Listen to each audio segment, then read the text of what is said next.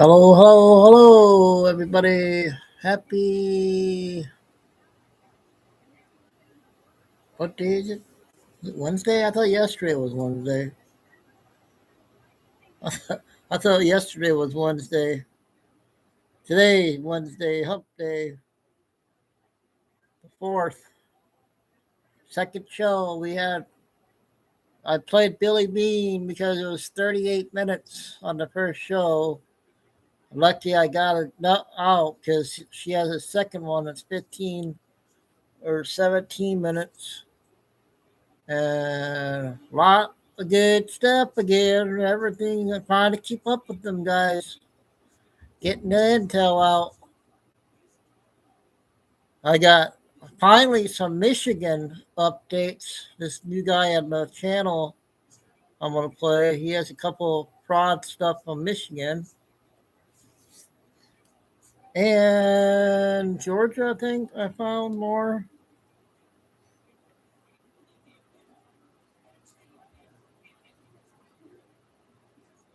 I guess I had to reset my stream. I must have deleted my first link for tonight. So I had to restream everything.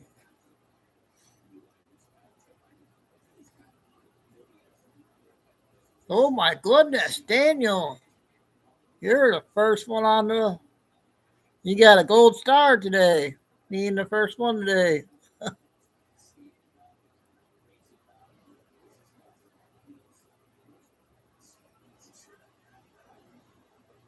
Kay was feeling better. She was in the first show. She sounded better. I talked to her earlier. Ariella was wound up today. And Tim Tom. Yep, Kay hopefully will be in. Did you listen to the first show?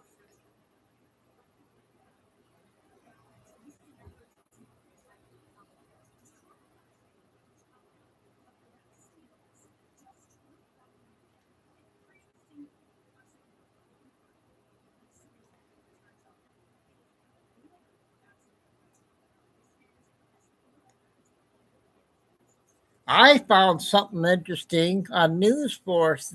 They had a few things there. Not normally. I got to read one of those things from the Bible that the verse thing. What News Force put had it on there, so I'll play it. And then K10, did you hear that Epstein was under a different name? I didn't know he was under a different name. And there's KK. Where's the bird symbol at, KK? Ariella.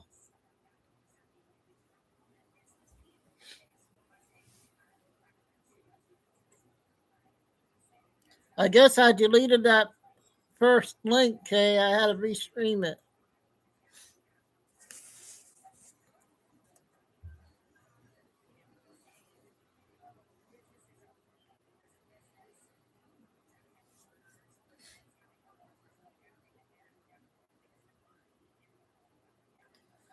If you can, Kay, can you drop the backup channels in chat? If you can.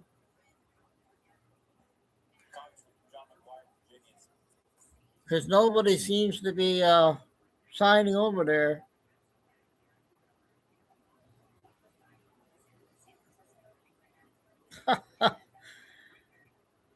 Video came out. They said Bill Clinton had VIP pass.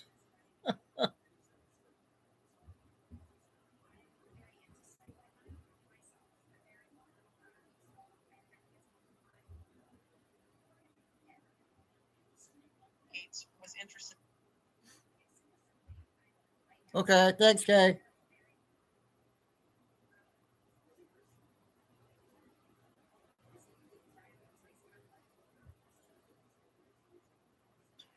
I thought I was sure this year on the phone. See if it comes out. I'll share it. My pictures are not going good.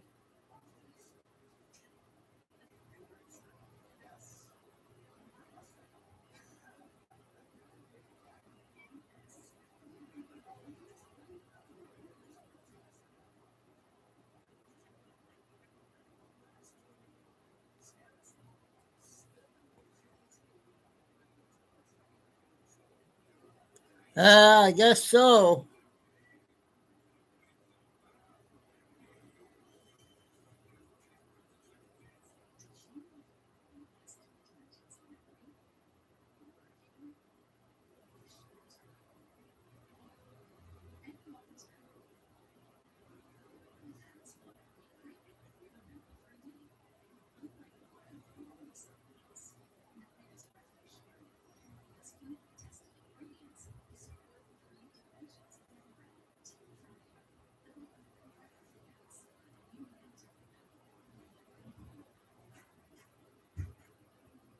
So I got a couple videos of Samantha's mother update, and then I got a couple. Melania had an interview with somebody.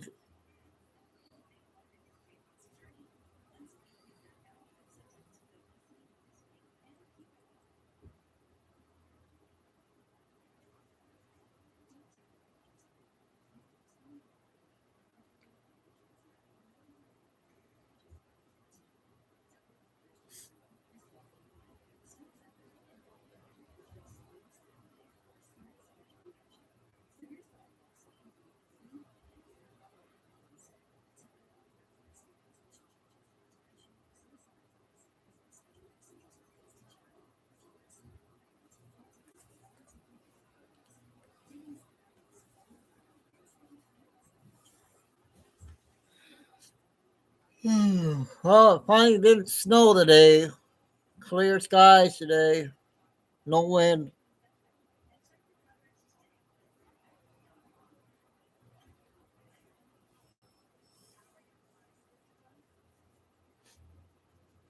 So I got lucky with that video from last night.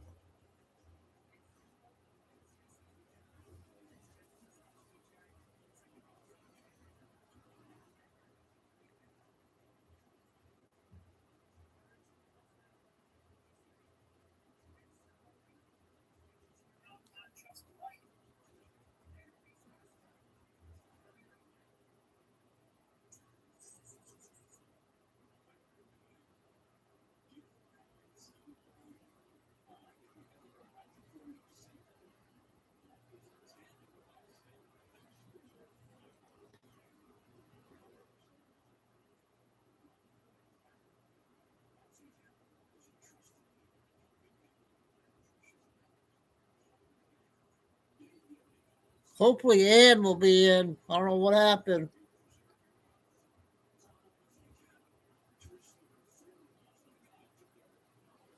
I don't know if she got her phone plugged yet or not.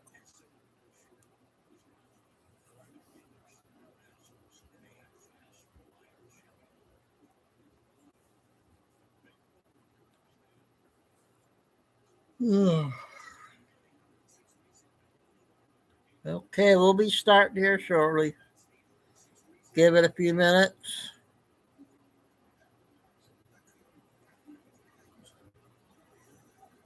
Lucy. Hey, Ann. Did you watch the first show this afternoon? I played Billy because it was 38 minutes. I played a few other ones. Kay's back in. She feels better. I'm missing Ann now.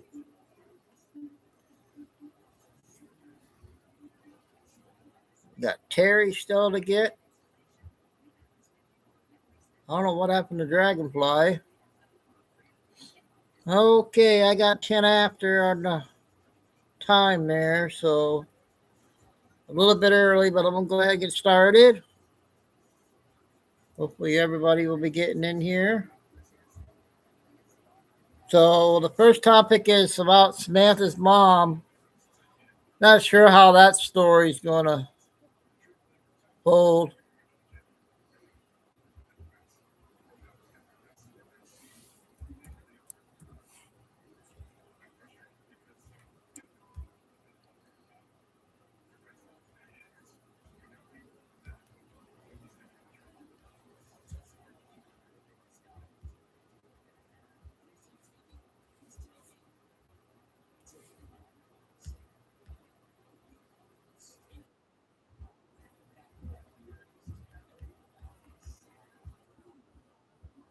Leone, which is married to one of the children, Annie Guthrie, might be under investigation for their mother's kidnapping and or homicide.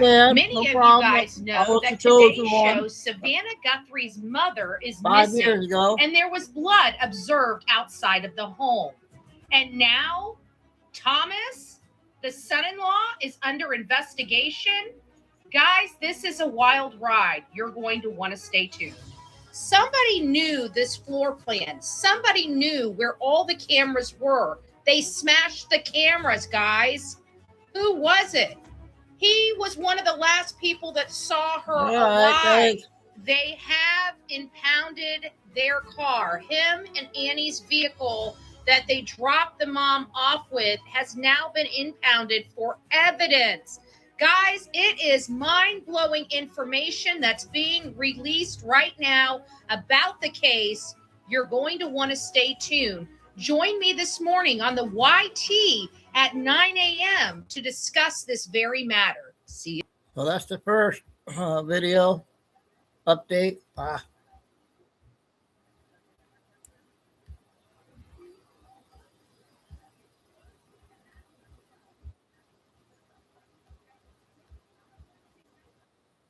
Us, the Pima County Sheriff has confirmed to CBS News they received a ransom note related to the apparent abduction of Nancy Guthrie. The note contains specific details of what Nancy, the mother of Today Show anchor Savannah Guthrie, was wearing Saturday night when she is believed to have been taken, although the sheriff would not confirm the accuracy of that information. Our crews also took this video, which appears to show drops of blood on her doorstep of her home, but it's unclear whose blood it may be. Detectives collected DNA samples from the home that had been confirmed to belong to Nancy, but the sheriff has not confirmed whether those samples were blood. The local sheriff said the investigation is ongoing, warning reporters during a press conference today the department is still waiting for evidence to be processed to get more answers. We gathered all the evidence we could, to include looking for what? Fingerprints, DNA, camera images, everything you can imagine. And we gathered that out. Those things have been submitted forward to labs, to technological companies to help us. And we're like you. We're waiting for those returns to come back. CBS News reporter Andres Gutierrez joins me now from outside the Guthrie home. What more have we learned? Well, Lindsay, the Pima County Sheriff told Jonathan Vigliotti that ransom note was sent to a local television station late last night. They ended up sharing it with investigators, but chose not to make it public. The sheriff said that note did include specific details about the home and what Nancy Guthrie was wearing that night. He would not confirm whether that information is accurate, but the FBI reviewed that note and made a decision to share it with Savannah Guthrie nearly 20 hours after receiving it and analyzing it. The sheriff says they are taking this note very seriously. Authorities had hoped to keep it from becoming public, but that same note was later sent to TMZ, which then reported on it before contacting the sheriff's office. We here at CBS News need to emphasize the note's authenticity has not been verified. As for the surveillance video, the sheriff's office said that they have not produced anything productive, helpful so far. Investigators believe the system may have been set to automatically delete footage after a short period of time, and now they're attempting to recover that video using forensic tools. As you noted, we did observe some small amounts of blood outside the front door of the house here. Again, the sheriff was asked over at the press conference earlier today about that blood, and he says that they have sent DNA evidence over to the lab and they have received some results, but those results haven't told him who did this. He also stressed that that forensic work overall takes some time and they still don't have the answers for that, and they're still waiting for more information to come back. Lindsay. Andres Gutierrez, thank you. Okay, that's the latest update. There's other videos, but moving on to the next stuff. 10 minutes on the next one. Melania.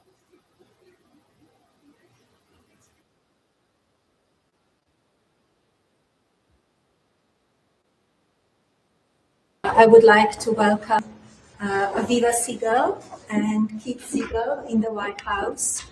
Aviva was hostage for 51 thank you for the donation, captured by Hamas on October 7, 2023, and Keith was captured for 484 days. After Aviva was freed, she called me, wanted to see me, and we set up a meeting in New York in January 2025.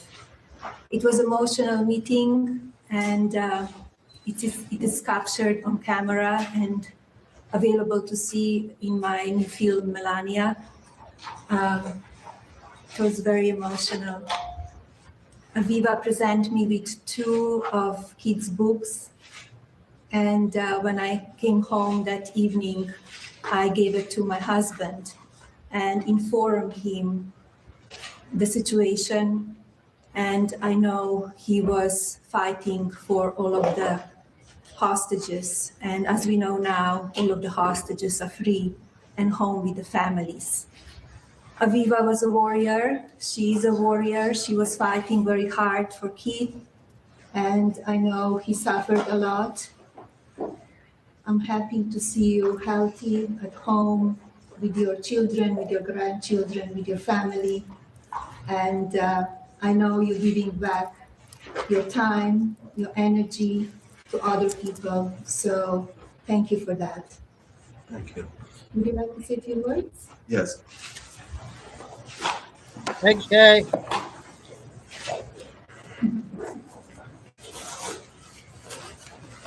I want to start by saying thank you to the First Lady, Melania Trump, and to President Trump. I want to thank you for being a caring, compassionate person and for supporting and helping Aviva.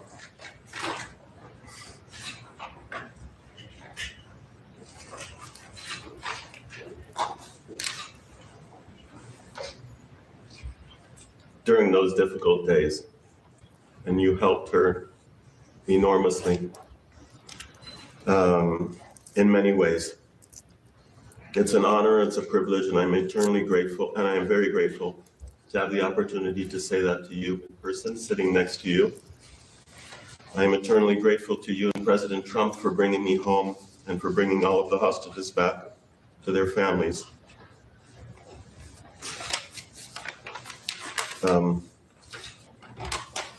And I just want to mention the extraordinary mobilization in the fight for Aviva and all of the hostages' freedom, and how it moved me deeply.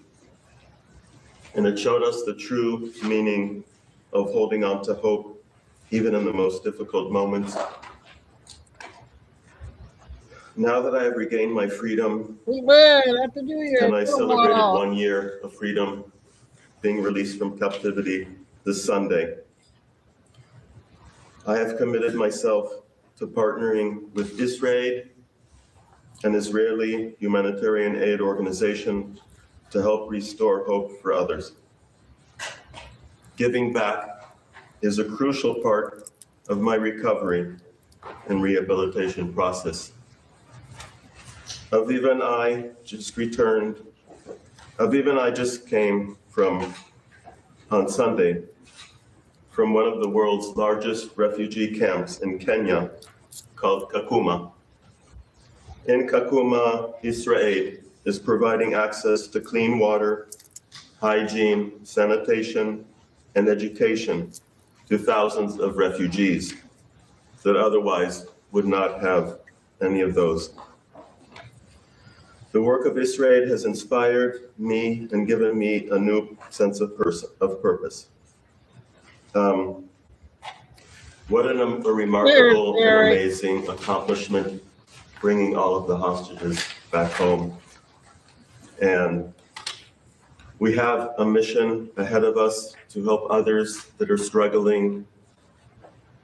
And this is our new mission in life. This is the road we are on. This is our journey. And I also want to end by congratulating you on the release of your movie. So much looking forward to seeing it. And so grateful for you deciding to have Aviva be a part of your movie. Thank you. Keith. Thank you. Thank you. Beautiful. Would you like to say a few words? I just want to say that I waited for the last hostage to come home to thank you. Because This is 10 minutes. We're halfway. I got two short ones from this interview. when we met before Keith came home, you gave me so much hope, and I could feel your heart with me. And I knew how important it was for you to go back home and talk to President Trump and share your feelings. So I want to thank you for that. And I want to thank you for putting me in your special Melania phone, because I was there talking to you, not for myself, but for the whole world. Bringing the hostages home was the most important thing that I could think about in this world, and now it's all over the world. The bad things that Hamas did to my husband, but I'm lucky. And thank you, Keith, for staying alive and being with me. And thank you, Melania, for helping. I really appreciate it. I want to just tell you that I decided to write a book, and it's dedicated to my grandchildren that can't hear the stories, because they are very, very hard stories to hear. And in the book, I wrote thank you to Melania, because you helped to bring Keith home and you helped to bring the hostages home. So I'm thanking you. And in my book, everybody that will read it will understand what happens to somebody that's 64 years old, kidnapped from a home, and went through so many moments that I thought and was sure that I'm going to die. And I'm alive. And I survived to tell. So thank you very, very much. Make sure you guys, Kay's been dropping channel links, the backup links on the channels if you guys can. Thanks. Much. I'll always remember the meeting with you, and I'll always remember your help. Thank you from the bottom of my heart. Thank you. And good luck with the phone. Thank you so much. Thank you, Keith. And we're going to make this world a better world together. In peace.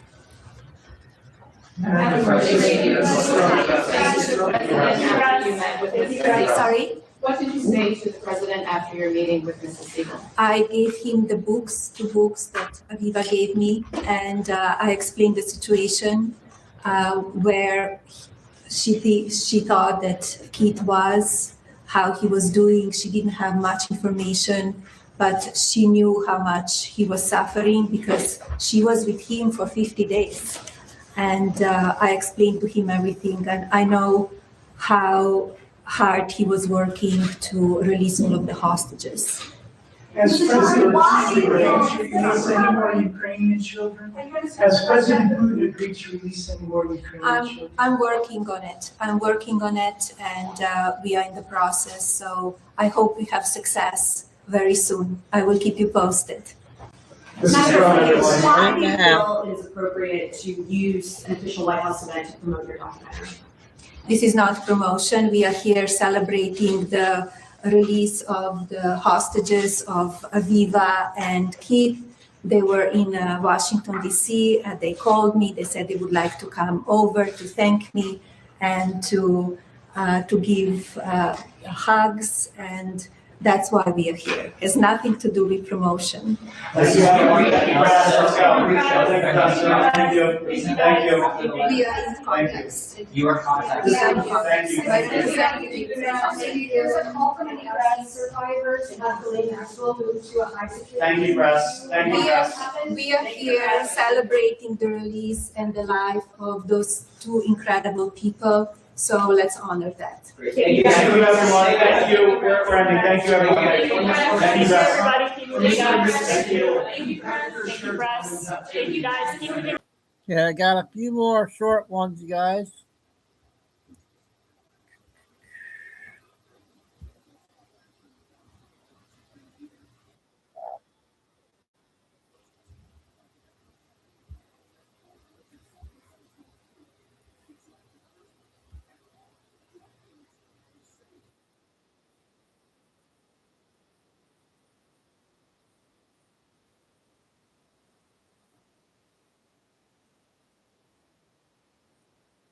five, 5.5.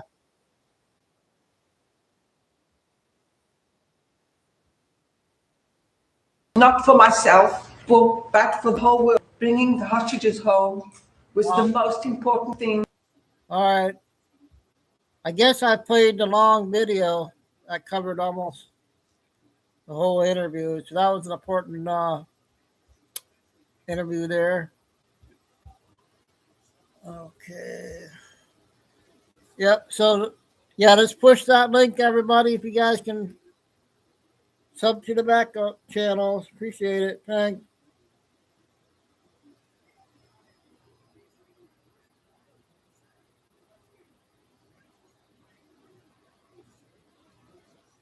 Okay, I got a few photo shots I'm gonna share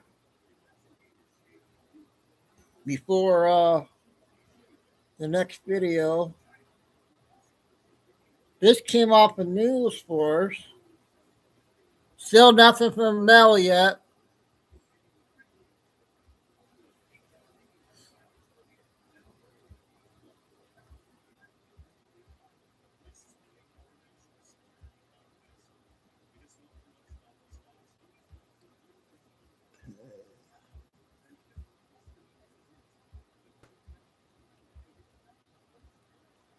Okay, your energy is super amplified at the moment. It is the perfect time to readjust as your higher self is encouraging you to dream bigger and leave behind the restrictions and limitations of your past. You have the ability to blast through the status quo right now. You're fully capable of accomplishing far more than you ever have. Whatever you lay your hands on this time will turn to your approved past, and congratulations, your elevated energy is capable of advancing any of your goals, setting you on track to match your dreams to your life. I can't pronounce that word. All right.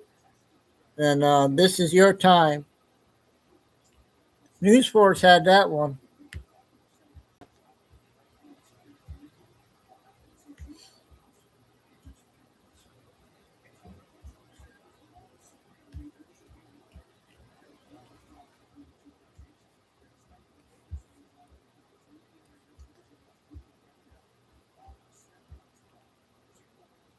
Thought that was pretty cool.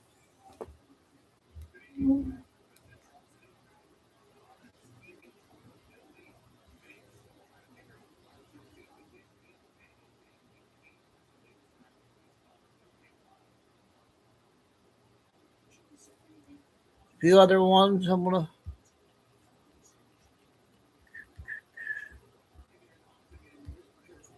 Clinton's agreed to testify Epstein files, and it says, "We know they are dead, but is it true?" It says on the bottom. See,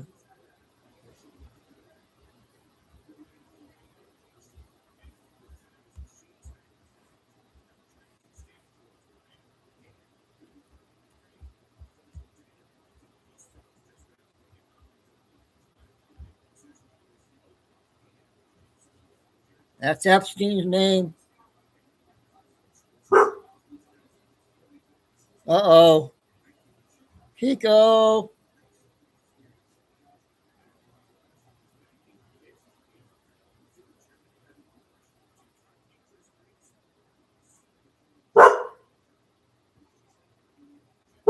All right, all right. You're gonna get Ariella wound up.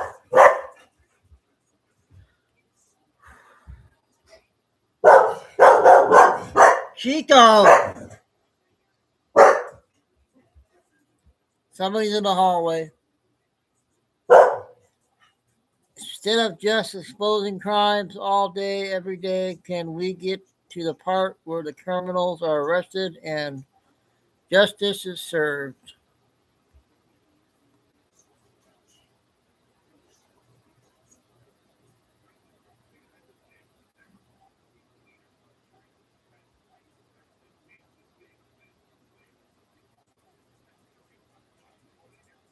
Okay, going on to one more to share.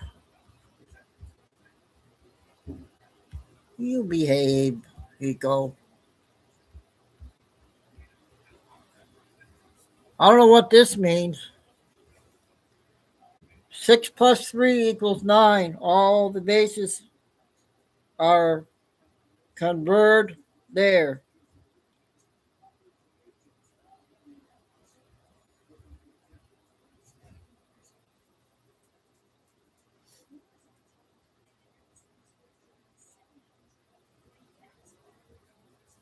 Okay. Play this short clip here.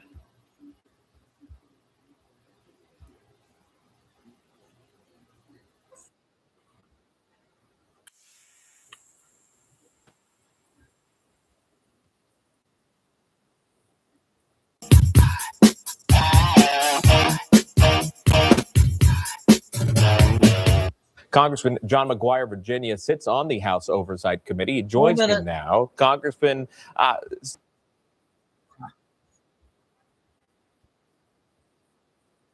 all the way to a House vote for contempt charges. Now they change tune. Your reaction to that?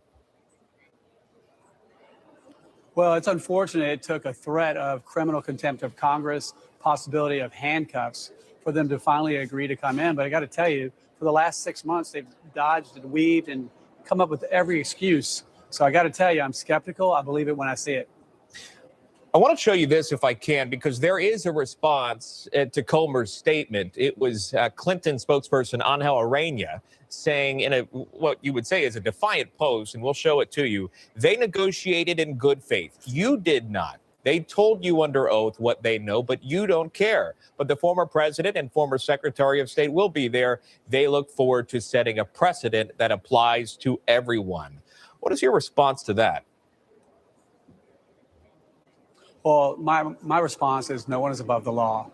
You know, Bill Clinton said, I don't know the man. But records that were released show that he brought Epstein to his White House 17 times. And he flew on the Lolita, the Epstein aircraft, 26 times. And that's not knowing the man. That's a VIP pass to Epstein Island. And so it's about transparency and answers. And the victims deserve that closure. And so I think the American people and the Virginia 5th Congressional District, Virginia Commonwealth, and our whole country deserve that transparency, deserve those answers, because what he's saying is not adding up to the evidence.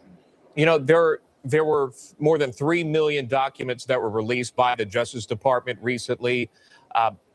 Some of that included videos, some of it included pictures. Is that a part of your line of questioning that you would have for the former president?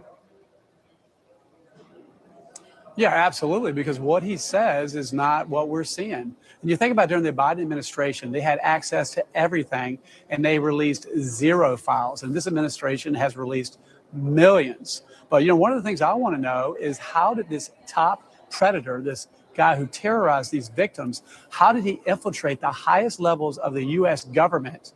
You know, and maybe we can learn some things from the testimony of how to prevent or strengthen anti-human trafficking legislation or laws. And maybe we can find out, are there other politicians being paid off and covering for Epstein, and maybe even world leaders? We've got a lot of questions. We need answers. Are you at all concerned that you may not learn much from the former president once he does sit down for a deposition? When and if that does happen after the negotiations of how long this will go on, are you concerned that he may be able to dodge many of the questions that you seek answers to? Well, I think you and I would agree that no one's above the law, but I think the Clintons think they are above the law and they want special treatment. And looking at the way they've dodged and weaved and avoided everything over the last 6 months, I still am skeptical, and I believe it when I see it that they will show up. But even if they do show up, they call him Slick Willie. I think he'll dodge and weave, and I'm skeptical he'll answer our questions, but we'll give it our best shot. We do appreciate that. Congressman John McGuire joining us of the Oversight Committee. Thank you very much for coming on. Information. He must have really liked it there. Okay, we got some news out of Michigan. I got a couple short ones, finally. 5 minutes on the first one.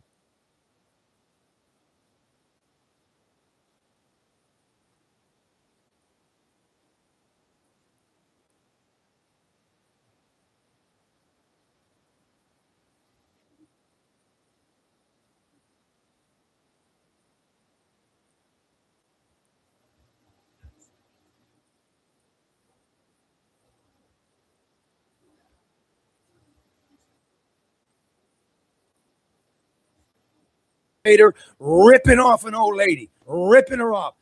Besties, best friends with Dana Nessel, best friends with Gretchen Whitmer. Nessel opened an investigation. It was no investigation at all. And we have 7, 8 agencies that were watching this go on in real time. It's important to say that Tracy Kornak was the Democratic state treasurer in Michigan. And in her day job, she's the slip and fall lawyer and was a conservator of a brain damaged old lady. Roll it. Rose also stated that she previously received mail at the facility, but now it goes to Tracy. This was something we identified for you in our last hearing as well, that the mail had been redirected. Caregiver states that Rose had been trying to call family members recently, and after a visit from her guardian, Rose's cell phone went missing. The guardian has told caregivers not to talk about the phone. There is a large note written in the care log informing them that Rose's phone is not a priority. If she asks questions about the phone, they are to redirect her and inform her that this is not important. The caregiver even notes that Rose recently had 3 family members die, and she was notified of their passing by the guardian, not them or anyone in her family. She also notes that Rose's TV was on a timer where she was only allowed to watch it 2 hours a day. Rose had a nightlight in her room, and staff was instructed that it not be left on overnight, despite Rose wanting it to be. Wow. Caregiver stated that the apartment is pitch black when she leaves it, and it is was difficult to punishing maneuver her. without any light. The old woman was reports that Rose being was very punished for frustrated because she complaining felt like about her the guardian was abuse. doing things to purposefully agitate her. The She light said that bulbs Rose out of the loves room. lights on all the time, but recently the guardian had removed all the light bulbs from her apartment, stating that they are fluorescent. What the fuck? She believes that they agitate Rose. The caregiver stated that the guardian had duct taped all the light switches so that they can't be turned on. What is this? The caregiver continues and states that the caregivers at the facility are given specific instructions from the guardian that they are not to touch anything. Rosalind Byrd identifies in this contact that she is being watched by her guardian, Tracy Kornak. Not only does she say that, she shows APS a camera that was above the fridge in her room. She reported another one was in her bedroom. She was asked how she felt about that, and she specifically said she did not like it. She didn't understand why there was cameras in her home. She also questioned again a past due balance of her rent, because at this point when there was cameras in her room, she was also behind on rent, even though her conservator was supposed to be taking care of that. In December 6th of 2024, shortly after that case note in the contact to Kent County was made, they again meet with Rose. They attempt to meet with her at least. And at this point, Tracy Kornak is in the room with Rosalind Byrd. Tracy Kornak is asked to leave, and she leaves, but she places her phone on the TV tray next to her client's chair.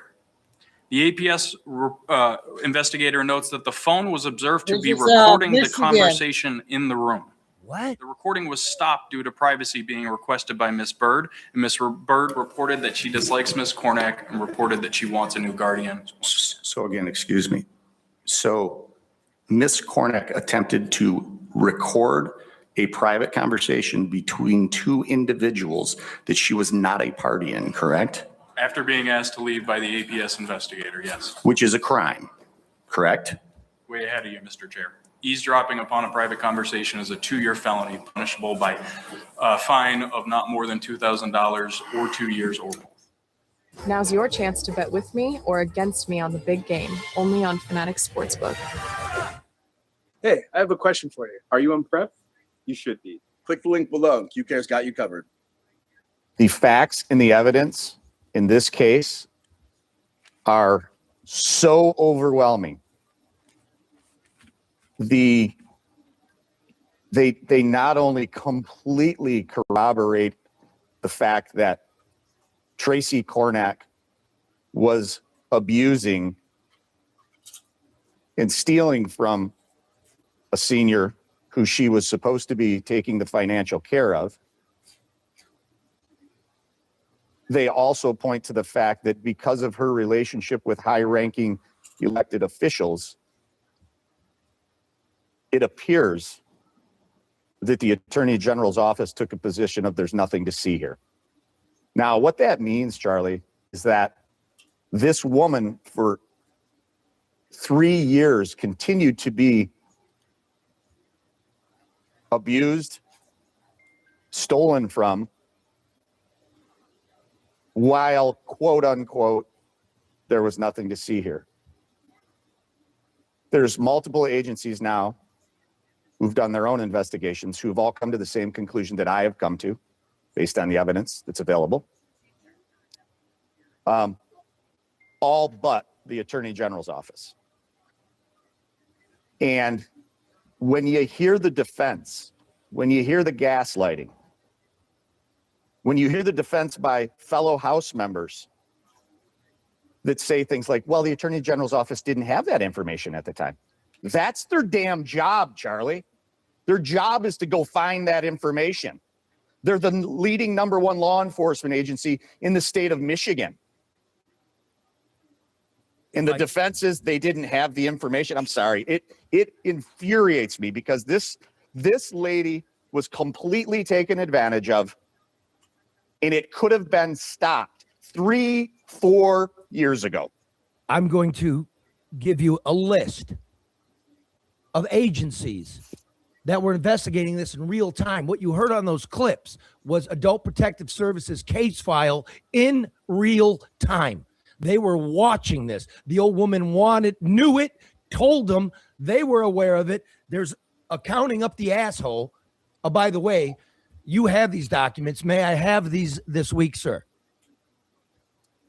Yes, we are going to go through these documents, make sure there's not any, personal data that should be otherwise redacted. We're not going to hide what it says, but, privacy of individuals matters.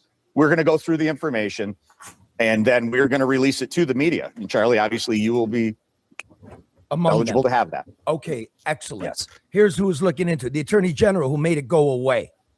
Michigan State Police, Kent County Sheriff's Department, Adult Protective Services of the state, the Attorney Grievance Commission, your House Oversight Committee, the Allegan County Probate Court, Plant Moran, a worldwide accounting firm, a second accounting firm, the Detroit News, the Detroit Free Press, the governor's office, the Michigan Democratic Party. All these people were looking into that. Jay, I've got some breaking news for you. First of all, I want to know when the contempt charges come against the Attorney General and when the impeachment charges come. When? Yeah, I can't tell you when, Charlie. I can tell you that there's a standing motion out of our committee to hold her in contempt, meaning Attorney General Nessel, because of her failure to comply with subpoenas. I would say that the criminal aspect of This is the first 2 videos I gotten from Michigan, so these were people in Michigan. of this case is important.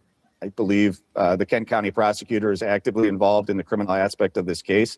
And I guess I would say that what that will do is that will solidify what we believe to be true, which is that definitely there was a crime. Definitely there was evidence.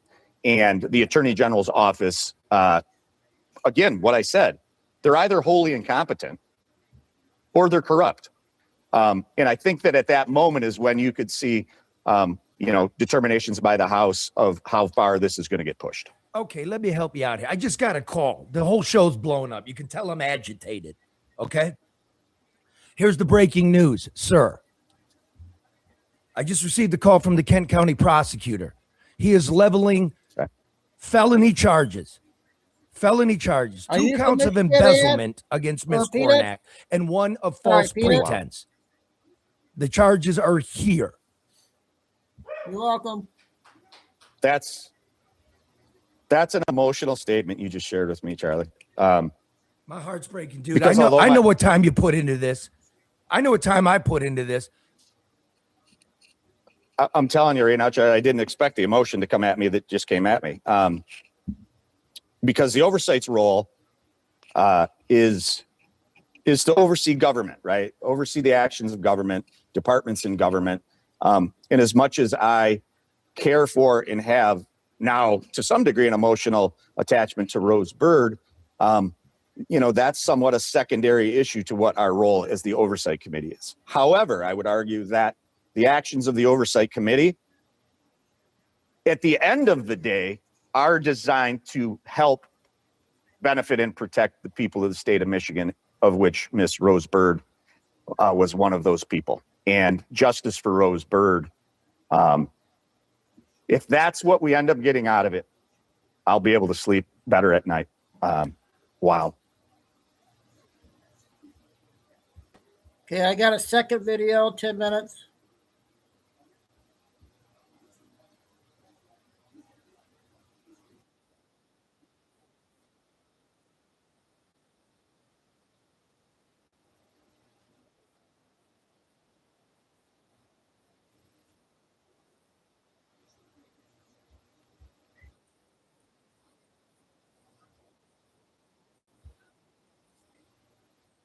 Goblin with the fuchsia coat, camping the elevator, ripping off an old lady, ripping her off. Besties, best friends with Dana Nessel, best friends with Gretchen Whitmer. Nessel opened an investigation. It was no investigation at all. And we have 7, 8 agencies that were watching this go on in real time. It's important to say that Tracy Kornak was the Democratic state treasurer in Michigan. And in her day job, she's a slip and fall lawyer and was a conservator of a brain damaged old lady. I got the wrong one. Hold on, you guys.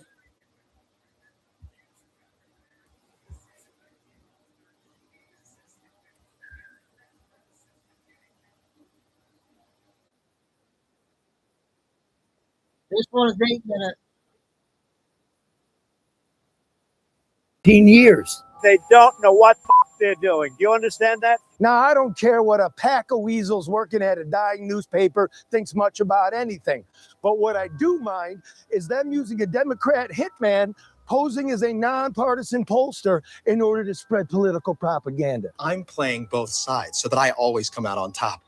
Well, that's him, Richard Zuba, principal of the Glenn Garrett Group. He picked Kamala beating Donald by 3. That didn't happen. He's also the subject of a criminal referral where it's alleged that he laundered $750,000 into a campaign headed by, now wait for it, the wife of Attorney General Dana Nessel. I kid you not. Ken, roll the tape. Now, charities are not required to disclose who gave them money or who they gave money to. It's a perfect way to keep names quiet, but it's illegal for the charity to be working in lockstep with a campaign.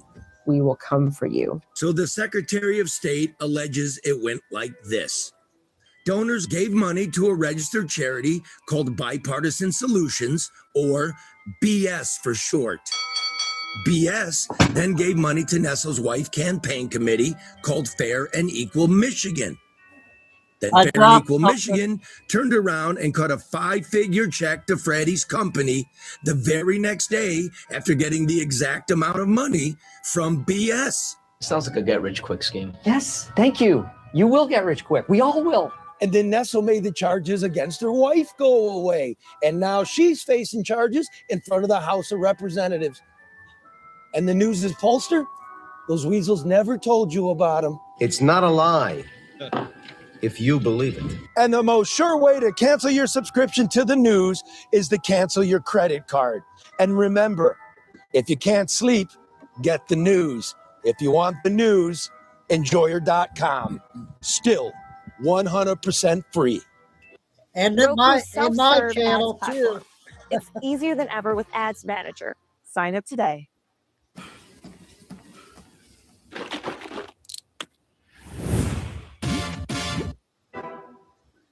Now, let me just go over this again for you people. This is important because this is one of the reasons Dana Nessel is going to go down. It starts with you being tricked, where the press, the politicians, and the pollsters are all secretly working together to manipulate you. This is actual news. The Detroit News, which clings to the pretense that it's Michigan's conservative voice, again, as you've heard, has not endorsed the Republican candidate, Trump, for the past 15 years. Like cowards, weasels.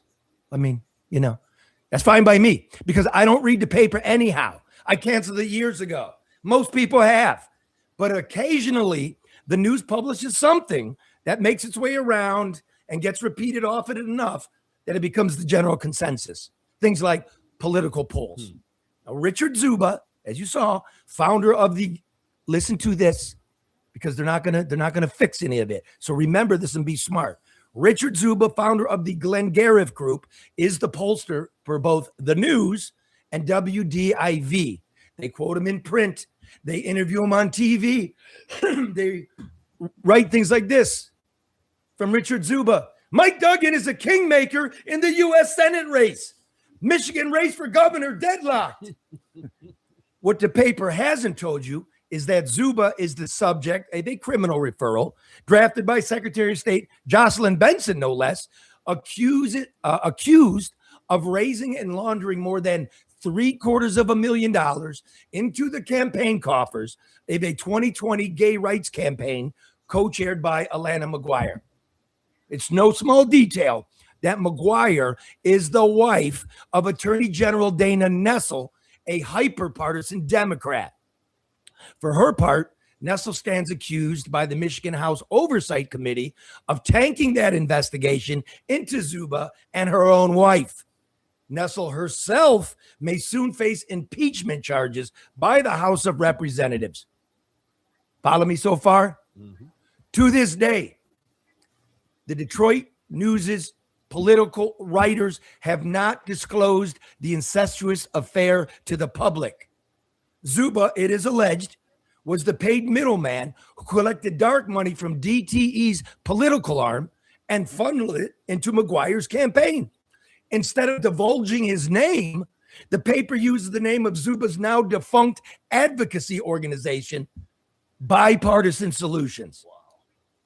Would somebody please explain to me what is bipartisan about a pollster raising money for some of the most powerful and most connected Democrats in the state?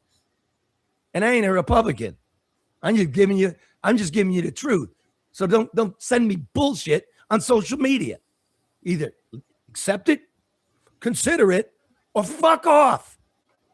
Meanwhile, the News has spilled barrels of ink on a very, very similar story. Very similar indeed. A conservative group, Unlock Michigan, pushed a ballot initiative back in 2020, looking to repeal Governor Gretchen Whitmer's emergency COVID powers.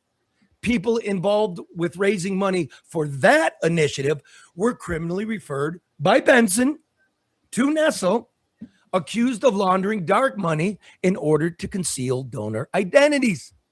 Nessel brought charges on that one, which carries up to 14 years in prison and potentially millions of dollars in fines.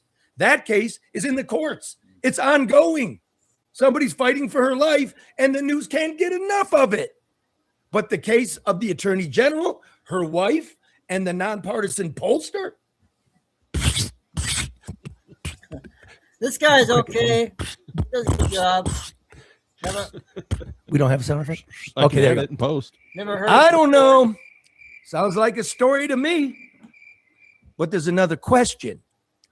Is Zuba even good at polling? I called him to ask. Again, crickets. But there's this. There's a little reportage going on here. The News published a Glengarriff poll just a week before the 2024 election.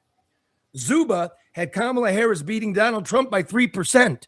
Trump, in fact, beat Harris by 1.5%. In the Michigan Senate race, Zuba had Alyssa Slotkin beating Mike Rogers by 4.5%. Slotkin actually beat Rogers by just 0.3%. Both results were outside the poll's margin of error, pumping up the left, diminishing the right. Basically, the poll was toilet paper. It's about over. Did Zuba's poll sway voter turnout? Not likely, since almost no one reads the news anyway. Still, it's farcical when you know what's going on under the sheets, and now you know. And if you want to cancel your subscription, one more time, to the Detroit News, it is easiest to cancel your credit card to avoid the financial loop the newspaper puts you through. And if you want real news, subscribe to the Enjoyer newsletter, still 100% free. All right. That's a new channel for me to go look for Michigan news. Now we got Georgia.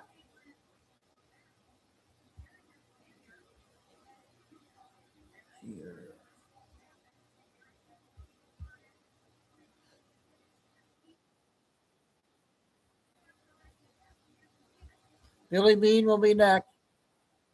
Has been broken. More than 300,000 ballots cast illegally. No 3 signatures there. Crazy. You know, but it's not just Fulton County. 300,000. It's also Floyd County. First of all, it wasn't an FBI raid. It was a search warrant being executed by FBI agents in the middle of the day. Why was she and, there? And secondly, I don't Let him speak. We want the documents to stay in the state of Georgia under seal. We want to do whatever we can to protect voter information. Arrington said that the FBI had authorization to copy the records. Oh, Fulton County election officials are freaking out. You see, Senator Colton Moore, a state senator there, who's running for higher office, is explaining the tone down there in Fannyland. But we also got Mark Warner. He's a Democrat in the Senate who sent this letter over to Tulsi Gabbard. We remember seeing her behind the scene there on the phone, watching, waiting, plotting, planning, and it has them freaked. So we'll come back to the letter, but let's get the tone or the environment courtesy of Colton Moore. And man, he almost seems giddy as we are, that the Fulton County election officials finally have delivered the documents, involuntarily, mind you, to the feds for review, because we know 2020 filled with fraud. Democrats across the country, and especially here in Georgia, are absolutely panicking. They're freaking out. Well, why are they freaking out? Because we all know, and we have known for almost a half a decade now, that there's fraud in Fulton County. But it's just now, finally, with this U.S. Department of Justice, that we've been able to access these types of files. Remember, the same people who were in power, Brad Raffensperger and Governor Brian Kemp, when all of this went down back in 2020, they're still in power. So none of this information has ever been able to be released. And luckily, there were enough lawsuits, enough people that fought hard to protect this evidence, because typically this evidence was already supposed to be thrown in the trash. But there was enough lawsuits against it that it had to be preserved. And thank goodness the Department of Justice has their hands on it. Nice. Yeah, by the way, what do you make of the criticism about Democrats and liberals are like, why was Tulsi Gabbard down there exactly in Fulton County? What's your reaction to that? Well, I mean, we have to think about this. She is the director of national intelligence, right? So she's in charge of the 14 different intelligence agencies across the United States. That's the NSA, the CIA. She's basically the bottleneck of all the intelligence in the United States. I think it was more than appropriate for her to be there, because we don't know who exactly is the one who's manipulating our elections in Atlanta, but it's very clear that they've been manipulated when we know that Georgia law itself has been broken. More than 300,000 ballots cast illegally, no 3 signatures there. Crazy. You know, but it's not just Fulton County, it's also Floyd County. I mean, Fonnie Willis charged President Trump with RICO, but the real RICO was stealing this election. Woo, nice. Okay, so that's Senator Colton Moore, and I think he's running for the House Representative slot. Now, we also saw this letter came down from Mark Warner, Jim Himes, Mark Warner, the Committee on Intelligence. And of course, the Director of National Intelligence has the right and the power to combat foreign malign influence. Remember that phrase we heard a lot when they said Trump stole the election, which he didn't. But foreign malign influence might be appropriate to talk about now, because we've got Maduro's analog of a CIA director in custody who said that the election was rigged. Maybe that's why she's there. But here's what the Democrats sound like in their panic. They say, all right, Tulsi, we got a question for you, Tulsi. Dear Director Gabbard, we write regarding your participation in the execution of a search warrant, which was great, reportedly related to 2020, which Trump continues to claim that he won, because he did. Now, in the year since your confirmation, you're dismantling our corrupt intelligence community, rightfully so, because they're idiots and corrupt. This has included dismantling the Foreign Malign Influence Center, the product of...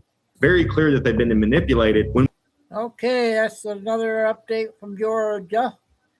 So yeah, we had Billy on the first show, the long one, 38 minutes, and she came without a flash one That's 18 minutes.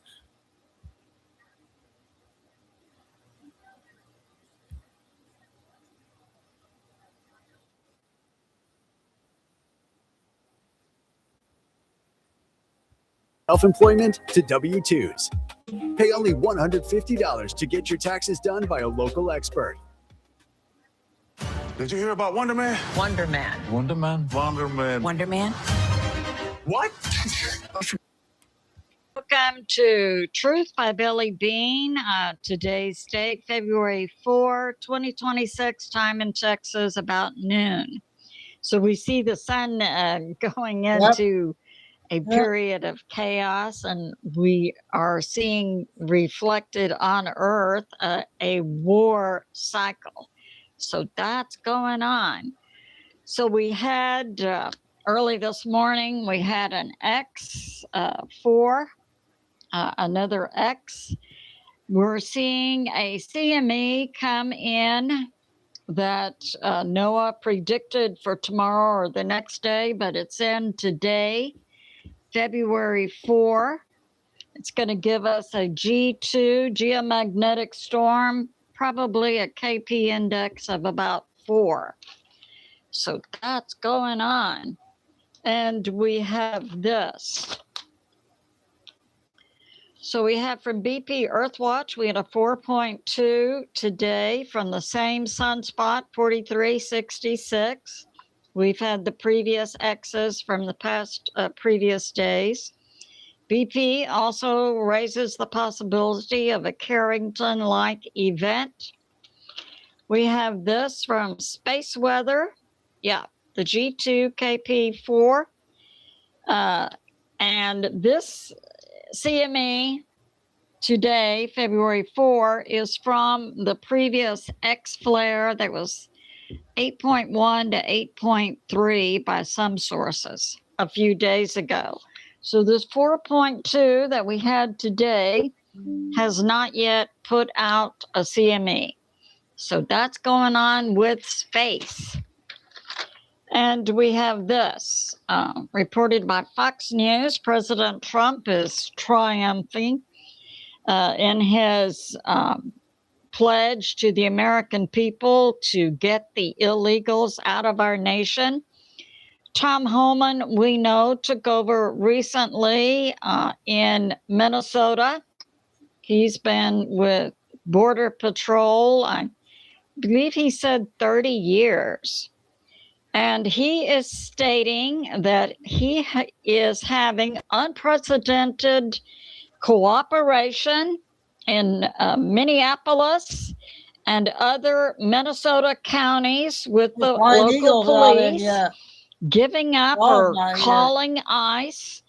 When they have illegals in their jails, they will call ICE when the illegals' term is up for ICE to come there and pick them up, rather than what they had been doing in the past was simply releasing the illegals, which then required 8, 10, 12 ICE agents to track them down on the streets. If the jails call ICE, 1 or 2 ICE agents can go there and pick up the illegals. So that's going on. And we recall recently President Trump, excuse me, on social media, excuse me, said to mayors and governors, you can cooperate with ICE, or what I can do is bring in the U.S. military. Way to go, President Trump. Speak softly, but carry a very big stick, the U.S. military. So, yeah, Minnesota is cooperating. So that's going on. And now we have this. Okay. So we see increased warlike activity, Iran, Ukraine, Russia, and China. So the information I put out yesterday about China was correct. So we have China. We have parts of the Chinese military taking control of areas in China. We have Xi in Beijing, and it's believed the Chinese military has spread out to surround Xi in Beijing so he cannot get out of Dodge. It's believed that Xi is holding two CCP military generals. We have Yuvia and Zen Li. The Yuvia, a top general in the Chinese military, has 60% support of the troops and 80% support by the officers. Yes, I do, Silver. And the reason that Xi took down these two top military officers or took them into custody is because they disagree with Xi. Xi wants to use military force to take Taiwan. The CCP military is against that. So we see that going on. So we see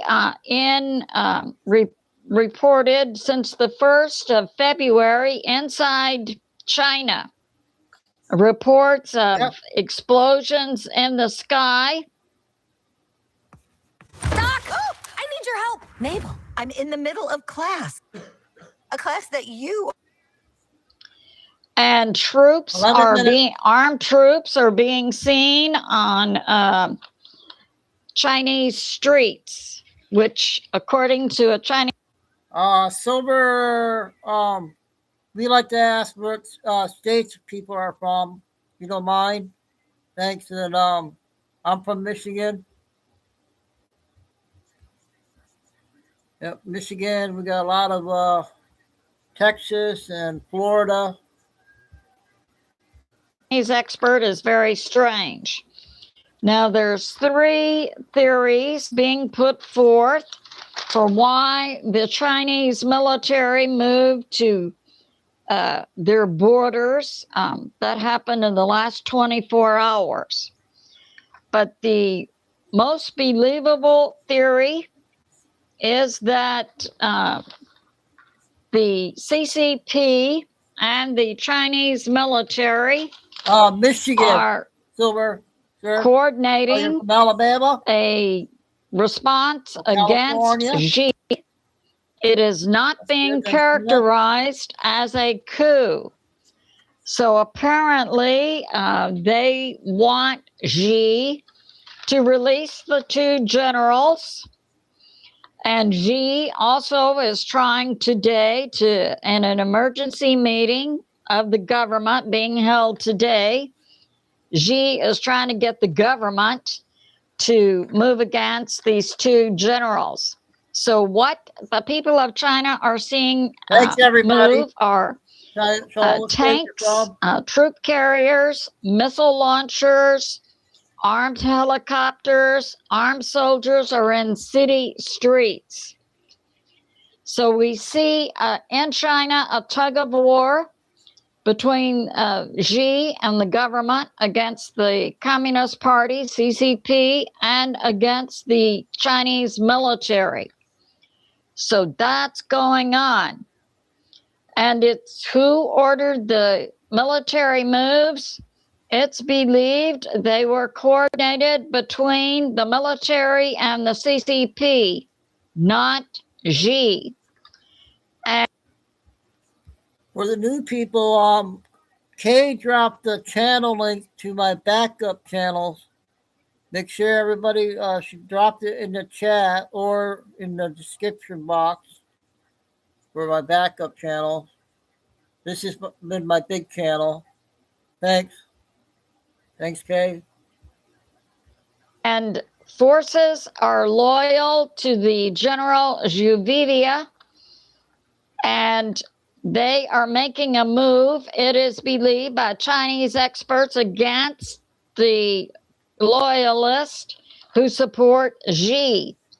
So we do see something analogous to a civil war going on in China. I started a business to give old clothes a new life, and Chase has supported me from the beginning.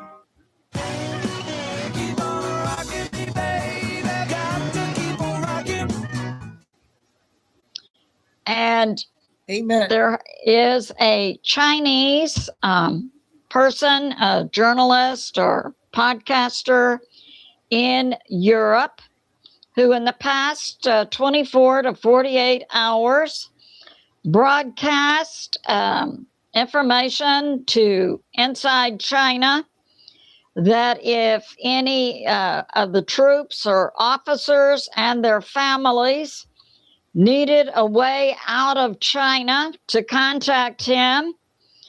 He has had overwhelming response, and even including high-level officers. It's believed the possibility of an armed rebellion in China is very low.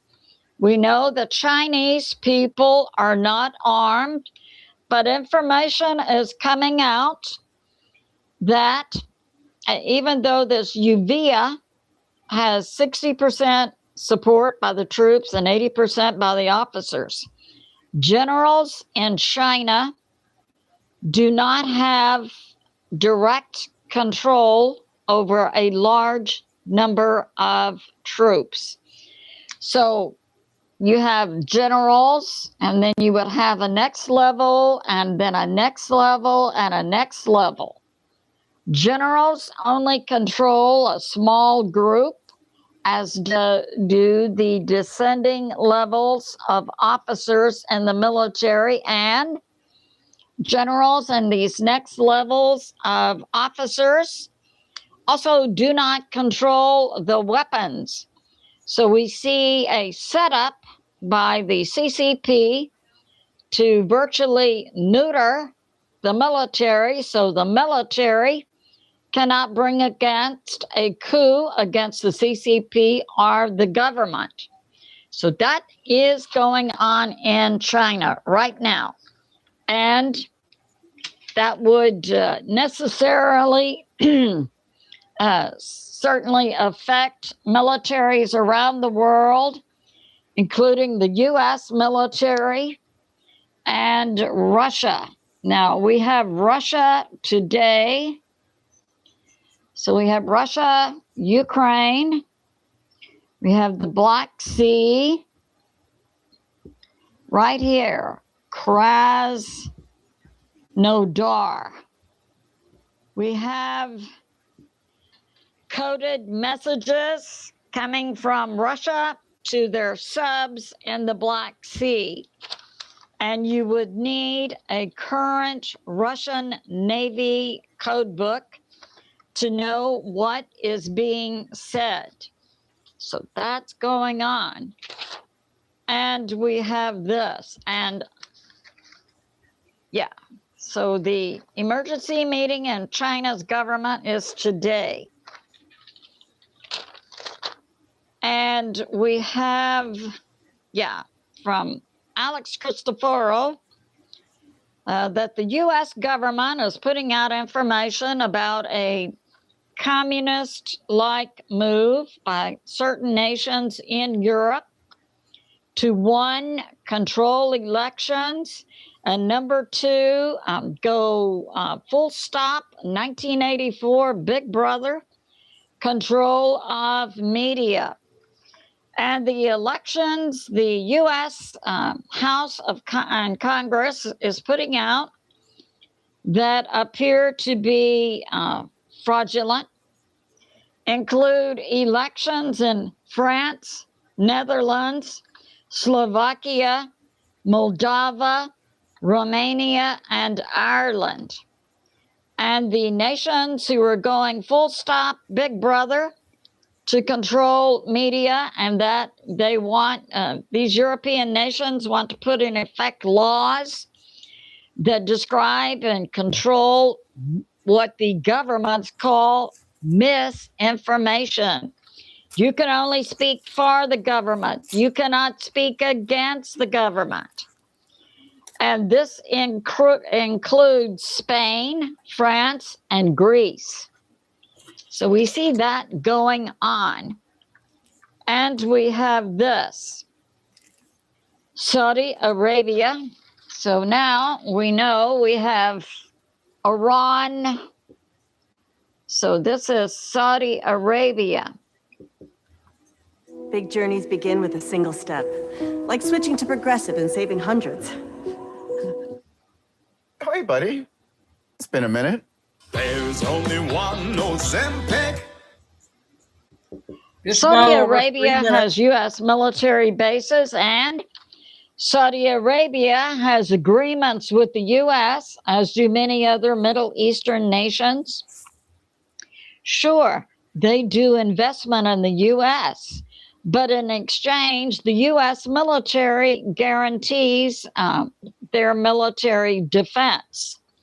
Well, Saudi Arabia says to Iran that Saudi Arabia is going to be neutral if there are hits, U.S. to Iran or Israel to Iran and back and forth. Saudi Arabia, even though they have U.S. troops there, even though Saudi Arabia is protected by U.S. troops, they're going to be neutral. And they're not going to respond if Iran hits a U.S. military base in Saudi Arabia or Qatar or Oman or Kuwait or anywhere else a U.S. base is located in Europe.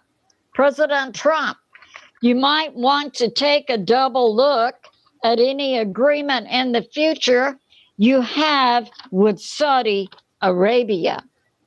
And we have this. We have the Russian Navy transmitting strategic broadcasts to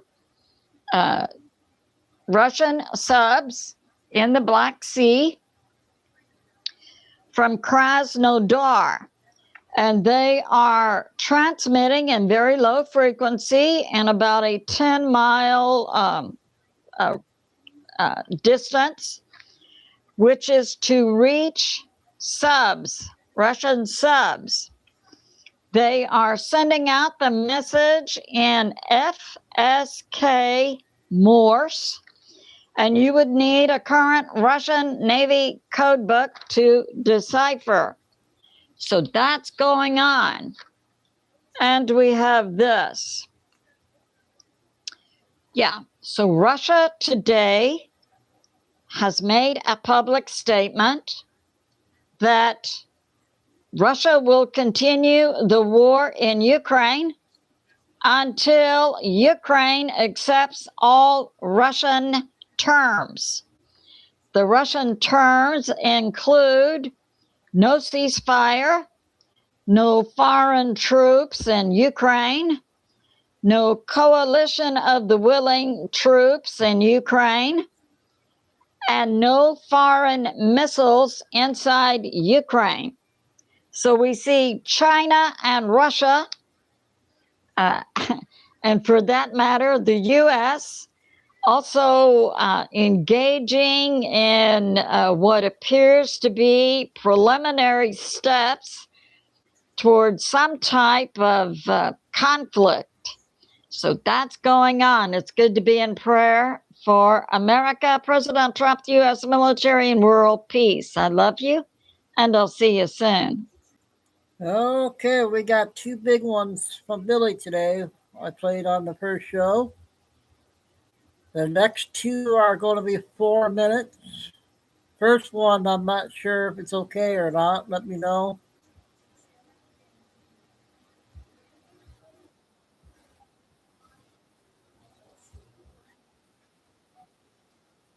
On May 14th, 1948, adding 77 years, 7 months, 7 weeks, and 7 days, it brings us to February 8th, 2026, which is Super Bowl 60 at Levi Stadium in San Francisco, California.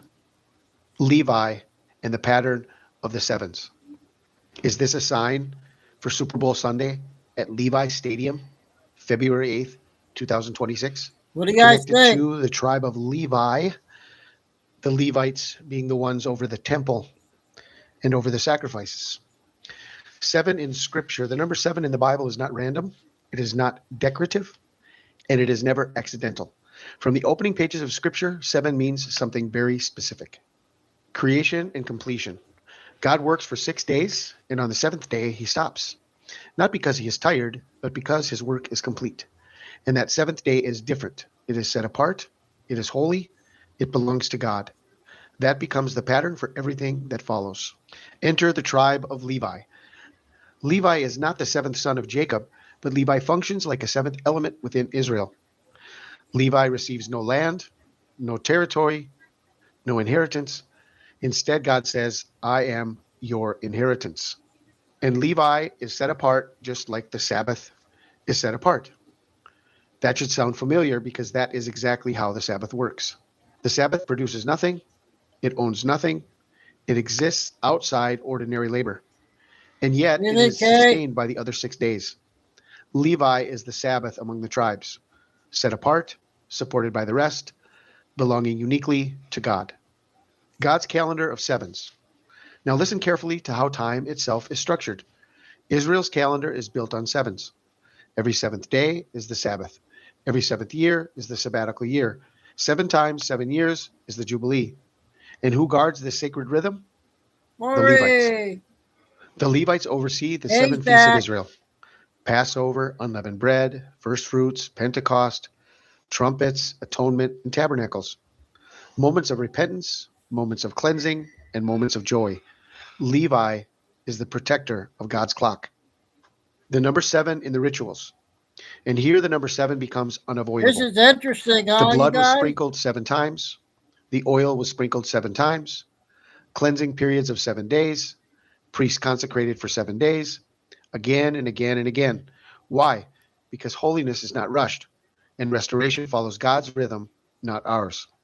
And Jesus shed his blood once for all. Just as the Levites sprinkled the blood 7 times as part of the purification and forgiveness ritual, so Jesus shed his own blood 7 times. The fulfillment of the sacrifices, the fulfillment of the priesthood, the cycles and the repetition, all of it was completed once and for all. Jesus shed his blood 7 times. In the garden, his sweat was like drops of blood. At the scourging, he was bruised and whipped. A crown of thorns on his brow. His beard was torn. His hands were nailed. His feet were nailed. It's not over. And his side was pierced. Jesus fulfilled the 7 sprinklings of blood through the sacrifice on Calvary. And it was completed once and for all. Then we have revelation and completion. The 7 churches, the 7 seals, the 7 trumpets, the 7 bowls. The number 7 everywhere in the book of Revelation. But something is missing. There are no more sacrifices. There are no more cleansing rituals. There's no more repeated mediation. Holiness is complete and rest is permanent. And so here we have Levi and the pattern of the sevens. The 7 days of creation, the 7 feasts of Israel, the 7 sprinklings of blood and Jesus shedding his own blood 7 times, and 7 in the book of Revelation.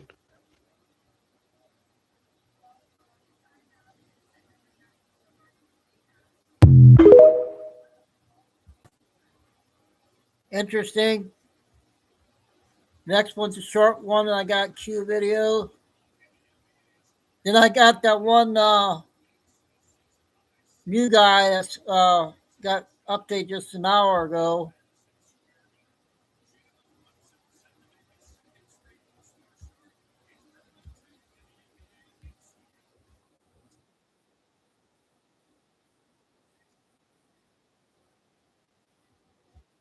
Grand juror. That means that I went once a month and sat on a grand jury and heard all kinds of cases. Now, of course, I'm still bound not to tell you any specifics about those cases. But I do want to tell you this. I think that there are a lot of you out there who look at some of the stuff in the Epstein file releases and you say, there's no way this happened. This is not a real thing. This is a figment of someone's imagination, but I want to tell you that stuff does happen. On more than one occasion, when I left the grand jury, I was physically sick from the things that I had to hear while I was there. And there are memories of some of those things that will always be with me. There are people in the world that are this depraved. There are people in the world that hurt children. There are people in the world that are just wired so screwed up or had so much trauma. I don't know what causes these things, but for whatever reason, they are capable. Maybe they're just soulless, and you can do with that information what you want to. But I just want to tell you that these things really do happen. There's nothing that I have read in the Epstein files that is that far-fetched to me. That was an important video. That was good from the lady there. QQ videos.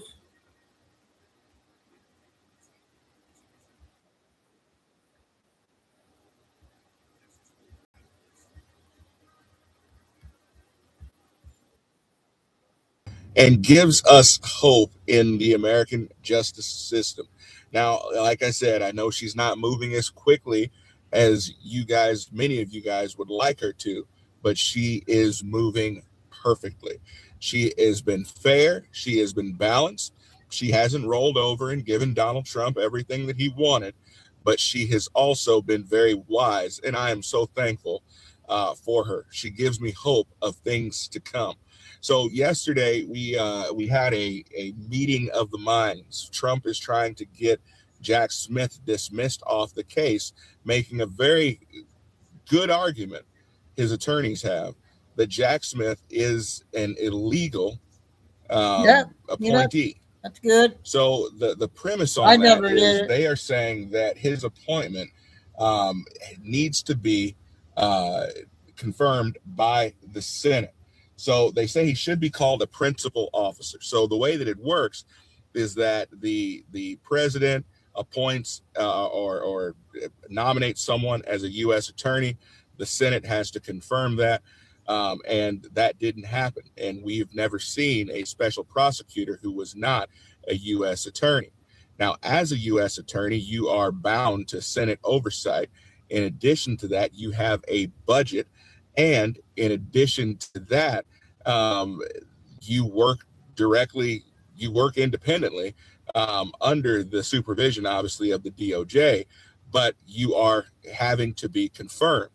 Now, the problem is that Trump's attorneys bring up is that how do we avoid a shadow government? It's an interesting argument because they say that if you have a DOJ head or an AG who can then unilaterally appoint a special counsel or a U.S. attorney without Senate oversight, now you've given them a way forward to appoint U.S. attorneys without Senate oversight. They said you are creating a shadow government, and that is not constitutional. Now, Eileen Cannon, she was a little bit skeptical, about the shadow government thing. She said that sounds quite ominous. She said, and I'm not even sure exactly what that means when you say shadow government. Judge Eileen Cannon comes out the... Okay, that's the first one.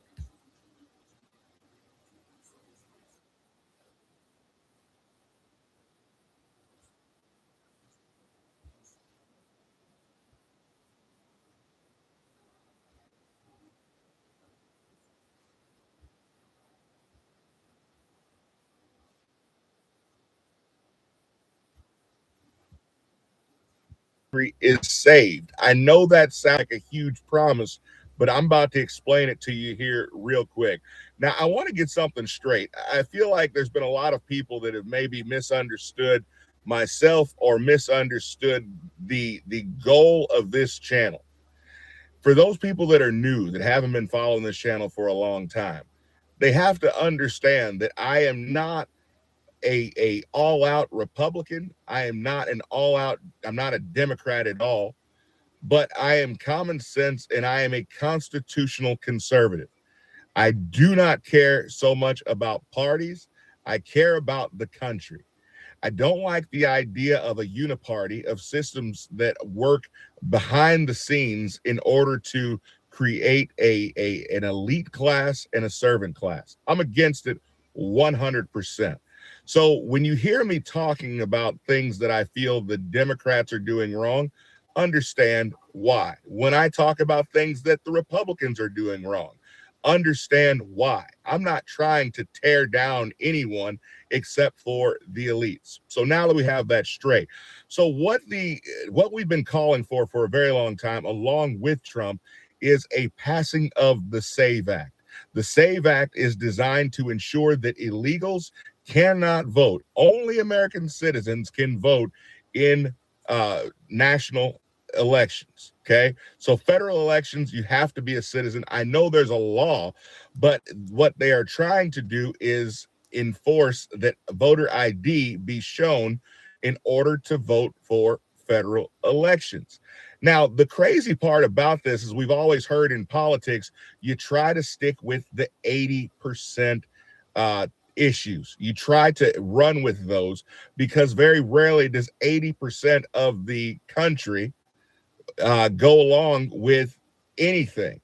Well, 83% of the United States is actually for voter ID, or at least showing ID in order to vote. So the vast majority of the country is for this. And so Trump has been pushing to get rid of the filibuster in the Senate so that they can, one, they can go ahead and get this SAVE Act passed, and two, to go ahead and get Trump's nominees passed as well. There's still hundreds of nominees that have not been passed or gone through or been appointed yet. So this has to happen. We're over a year into the administration. So what they've decided to do is to get rid of the zombie filibuster, which is simply a awful, should I say, degradation of what the filibuster was supposed to be. You guys remember the filibuster being the standing up in the hall, standing up on the floor, and actually speaking and debating for your cause. With this zombie filibuster, people are able to kill bills and not even actually be in the chamber. And so they're talking about doing away with the zombie filibuster, going back to the filibuster that requires people to stand and to actually debate. You sit down, you lose. So the cool thing about it is with a zombie filibuster, or with the standing filibuster, once you have said your piece and you are done, now it only takes 50 votes in order to pass. So John Thune is supposed to be working along with Mitch McConnell and several others to go ahead and bring the SAVE Act to the floor in order to vote on it and to restore the standing filibuster. Fantastic idea. I love it. I hope they'll actually do it. Make sure you guys reach out to your respective senators and let them know this needs to pass. We cannot wait any longer on it. We need voter ID in every state for federal elections. I'll see you guys next time. Be blessed. Okay, we got two in the queue. Did we played Ted Cruz, but I can't remember if it was this one or not. It's 4 minutes. Then I'm going to play that 20-minute one.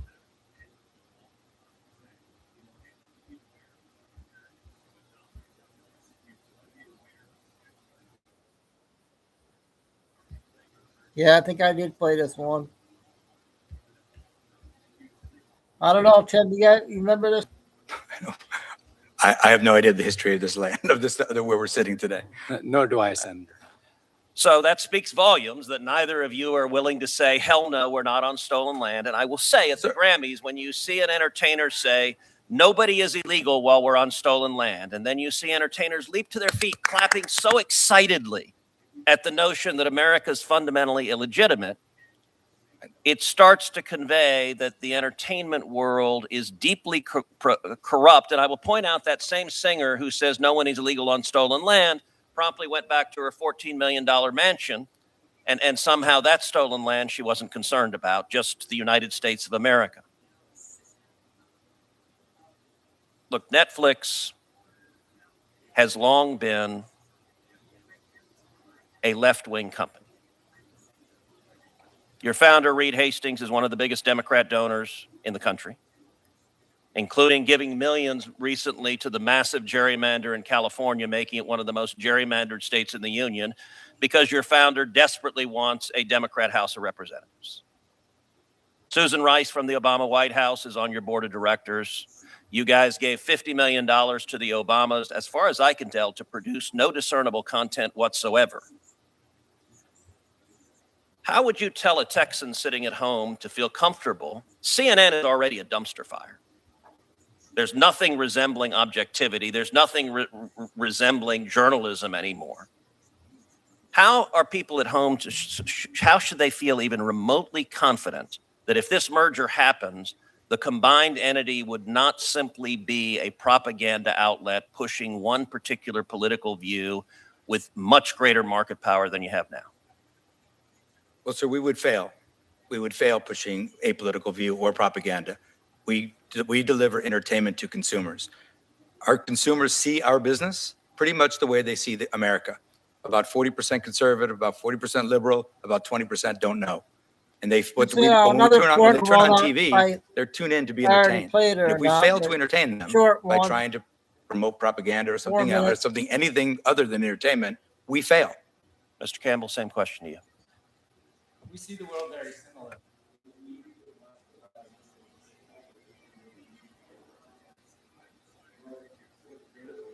We have a very broad range of content across not only HBO Max, but all of our platforms that we need to appeal to all audiences.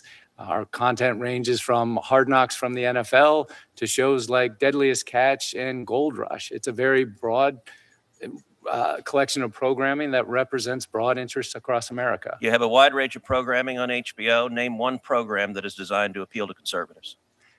We don't design our programming to appeal to I can think of a lot that are designed to go to liberals. Name one. None of our shows are designed to go to any political group. They're designed to appeal to. Really, John Oliver's not designed to appeal to a certain group?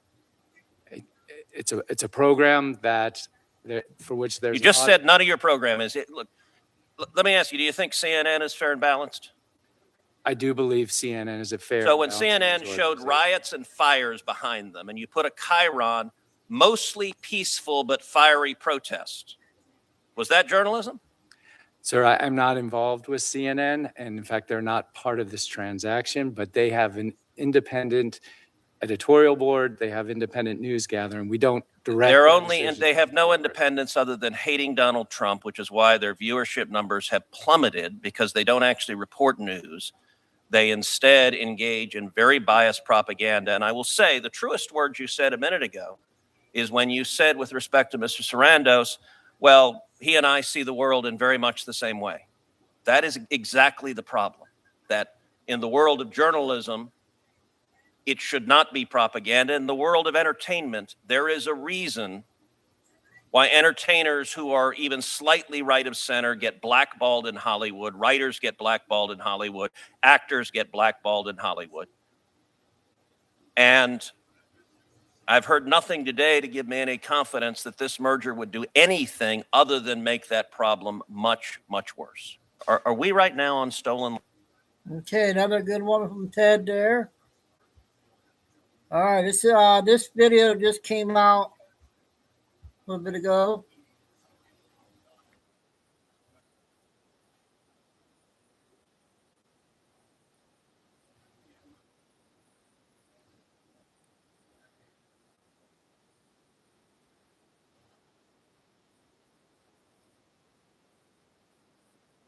26 minutes. Carried out almost 700 boxes filled with ballots, filled with election materials, filled with things that Fulton County was required to keep. Of course, making press, Tulsi Gabbard was there, Director of National Intelligence, not traditionally a law enforcement role, and Democrats are throwing a fit. Election officials out in front of the county buildings, calling this a travesty, calling this an abuse of power, and saying, vote for me because this is really bad. But the reality is a federal judge signed this warrant, finding probable cause. Kash Patel went on live television saying the same thing. And the reality is this is democracy working in real time. What went into that warrant? What is Tulsi Gabbard looking for? What is the FBI investigating? What is going to happen to those officials in Fulton County with respect to election fraud? What's the conspiracy going on? I'm going to get into all of that on this episode of Off Air. By the end of this, you are going to have a full and complete understanding of what went down in Fulton County, what the allegations are likely to be, and what the Director of National Intelligence is doing in this whole picture. Let's start with the pre-dawn haze of January 29th, 2026. Federal agents descended upon Fulton County's election warehouse in Union City, Georgia. They executed a federal warrant, a federal search warrant, and FBI teams hauled away over 700 boxes. Reportedly, those boxes contained ballots, tablature tapes, voter rolls, and other records from the very epicenter of Georgia's election conspiracy. Most think that this haul is going to shine light on exactly what Donald Trump was talking about during that call. We need to find the votes. Most believe it's going to find or uproot a large conspiracy operating in Fulton County. Well, we're going to get into all of that right now. As we dissect this raid, who, what, when, where, why, it's clear that Fulton County, Georgia, the beating heart of Atlanta, a Democratic stronghold, remains ground zero for suspected voter fraud. And I'm going to get into exactly why on this episode of Off Air. As many of you recall, Fulton County was ground zero for the 2020 election, being one of those states that voted for Joe Biden despite having many Republicans in office. And as we'll get into a bit later, 10% increase in voter turnout during COVID-19, a time when most people were staying indoors. We'll get into exactly why that happened in a bit. Biden just won by 11,779 votes. And as many of you recall, the 2020 election happened during the heart of COVID-19. COVID-19, a time when different jurisdictions were trying to figure out how to deal with electing the president at a time of a national pandemic and a national emergency. Democrat states decided to mail ballots to every single person on their voter roll, whether or not their address was updated, whether or not they'd kept their information correct. The result here in Georgia and many other states was that ballots were going to homes and being returned to sender. Ballots were going to homes and sitting. Ballots were going to homes despite the fact that the individuals who reside there did not request a ballot or may have received a ballot in a different name. That sets up a lot of problems. In a normal election, you or I have to specifically request a mail-in ballot. That's how it goes. Many of you might have done that before. And when I was in the military, I did that all the time. The ballot's mailed to you. You fill it out. You send it back in. You've cast your vote for your person. But many states, including Fulton County, despite the warnings by Republicans that this would be fraught with fraudulent activity, decided to simply mail ballots to every single person who'd registered to vote. Now, mind you, entities like Acorn and others had been going around the country for years, decades at this point, getting people to register to vote, busing them to places to register them to vote. People were being paid to hound other people to register to vote. And vote registries started to swell with people who really had no intention of voting. Why was that? What was up with the push for voter registration? Obviously, if you're a citizen and you want to vote and you know how to vote, you're going to register on your own. You don't need anybody to push you to do that, just like getting your own health insurance. Well, the reason behind this is obviously not just to get good, upstanding people to vote. It's to increase the number of mail-in ballots that can be sent out to these individuals. And when those ballots aren't returned, what happens to them has now become part of a federal election. Georgia decided to implement one of these everyone gets a ballot approaches, and as a result of COVID-19 executive orders by governors, they bypassed traditional safeguards that normally would have kept mail-in ballots by request only. Reports claim that ballots went to inaccurate addresses, enabling ghost voters. A 2021 NPR report noted plans to rescan 142 Fulton mail-in ballots due to serious chain of custody questions. That's an NPR report, ladies and gentlemen, not Fox News. Right-wing commentators allege that organized groups had been going around the country collecting these stray ballots and filed them for Biden on election days. Now, some of those claims, according to liberals, they've been discredited, but the reality is a search warrant has been filed at this point in time, leading a lot of those claims to become potentially a bit more credible. In December 2025, Fulton County admitted to verifying 315,000 votes without poll workers present, a violation of both state and federal law. You got that right, ladies and gentlemen. Fulton County admitting to federal and state legal violations because they verified 315,000 votes. Remember, the difference between Trump and Biden was only 11,000 votes. That is a massive mistake and a massive error, and that alone is enough to get you a search warrant. But it gets worse. A 2020 affidavit from a Fulton County observer claimed thousands of ballots looked identical, possibly from ballot printing software, and this is something that was cited in many Trump lawsuits. The argument here is that these could have only been created by a computer, and because mail-in ballots are supposed to be hand-filled in, anything that is bearing a perfect circle is going to be very problematic and potentially a fraudulent ballot. Some say Dominion voting machines might have been the cause of these circles. Others discount that and say that Dominion voting machines can't actually fill in ballots. That's been the subject of many lawsuits, including a large Fox News settlement and currently litigation ongoing against a few members of Trump's cabinet. Now, official audits from Fulton County claim that there were no issues. They've been counted and recounted. But in the face of this affidavit citing perfect ballots and 315,000 votes being counted without proper observers, you can't really say that those prior verifications are official enough to resolve the story. The reality is the numbers are incredibly fishy here. Whoa. What's that? I just built a budgeting app with Base 44. We'll start playing his video. Nina just built an Comes out app. with Impossible. I can't code. Fulton County saw a 73% turnout in 2020. That was up from about 57% in 2016. Now, that's statistically impossible to have happened. People don't just show out in numbers. Now, they say that might have been because of close races. That might be because of increased excitement in the election, but those things tend to actually go both ways. When you have a close race, people on both sides tend to turn out. Very rarely do you see almost all of that turnout go for one individual. The statewide voter turnout was indeed historic at 66.7%.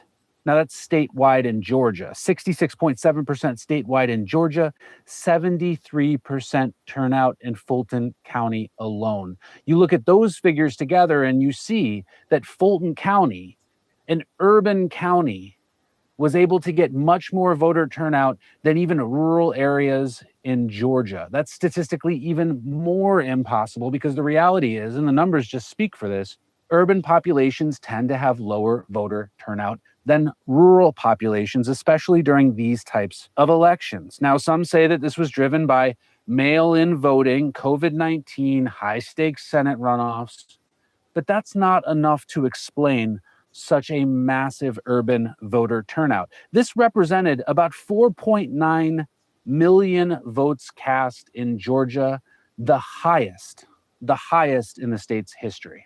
Now, we've got, dare I say it, an unprecedented pandemic. People are scared. People are remaining in their homes.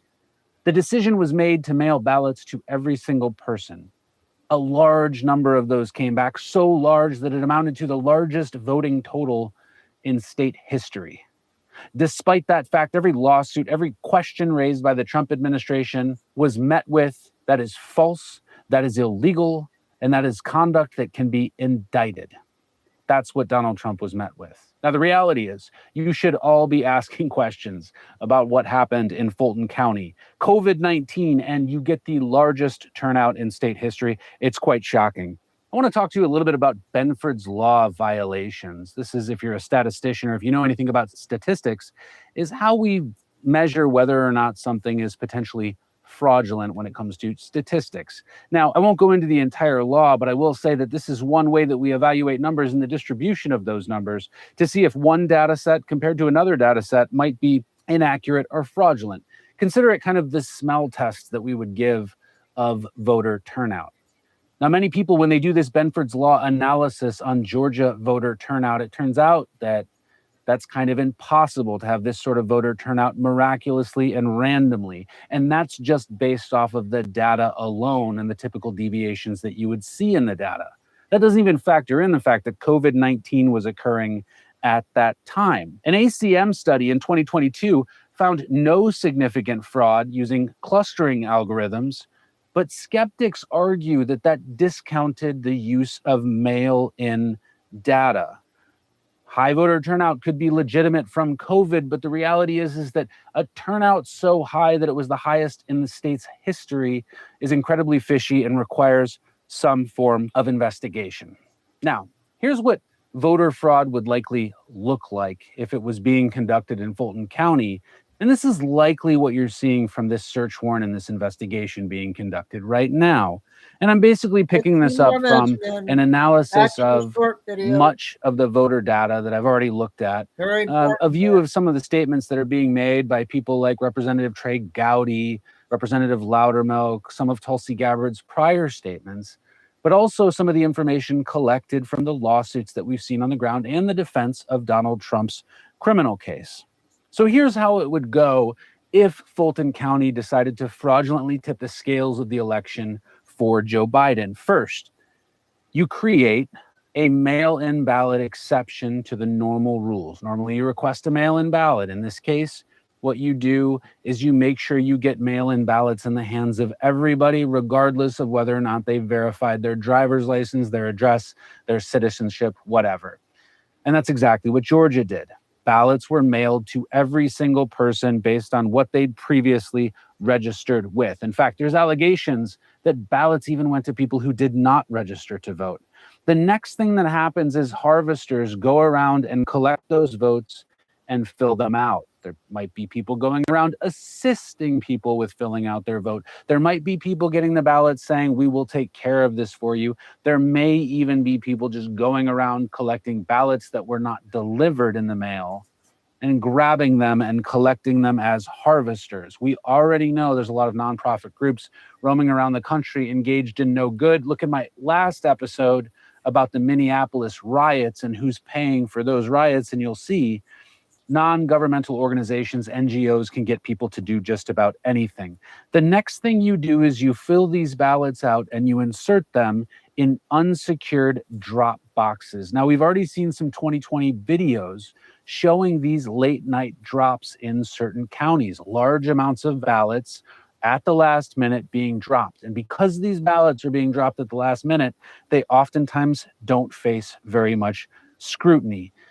Then the machines that tabulate the ballots have software glitches or unsigned tapes associated with them. And because of that, those ballots will likely be hand counted. So some of the counts for Donald Trump disappear and other counts for Joe Biden and others appear. Now, I'm not saying there's hard and fast evidence of this. I'm saying that if you were going to tip the scales of an election, that's exactly what you would have to do. And that's likely what Tulsi Gabbard is looking into. Remember, it's only an investigation, but this is what she's looking into. So now let's go full circle. Why raid the Fulton County election offices? Why try to get a hold of 700 boxes? Well, they're supposed to keep all of these records, and apparently the warrants on them indicated that there were potential federal law violations related to record keeping. In civil lawsuits, the DOJ had requested these records Fulton County declined. They tried to get an order, in fact, did get an order from a civil judge preventing the turning over of those records in furtherance of a legitimate investigation. This led the Department of Justice to move forward with a criminal search warrant related to obstruction of justice and the failure to keep records pursuant to an election governed by federal law. That was enough probable cause, the information that I've already shared, to get that warrant of Fulton County records. So, chain of custody docs, machine logs to analyze them for 10 minutes, tampering, guys, 10 specific minutes. ballots for forensic analysis, handwriting samples, ink tests to determine whether or not some of these votes were filled out by machine, are the types of things that Tulsi Gabbard and the FBI are likely to engage in. Now, we don't have any smoking guns yet, of course. This is just an investigation. But the reality is that there was enough to convince a federal judge to sign a federal warrant authorizing rules, commands, MCP servers, subagents, Very important modes, video. hooks, tools.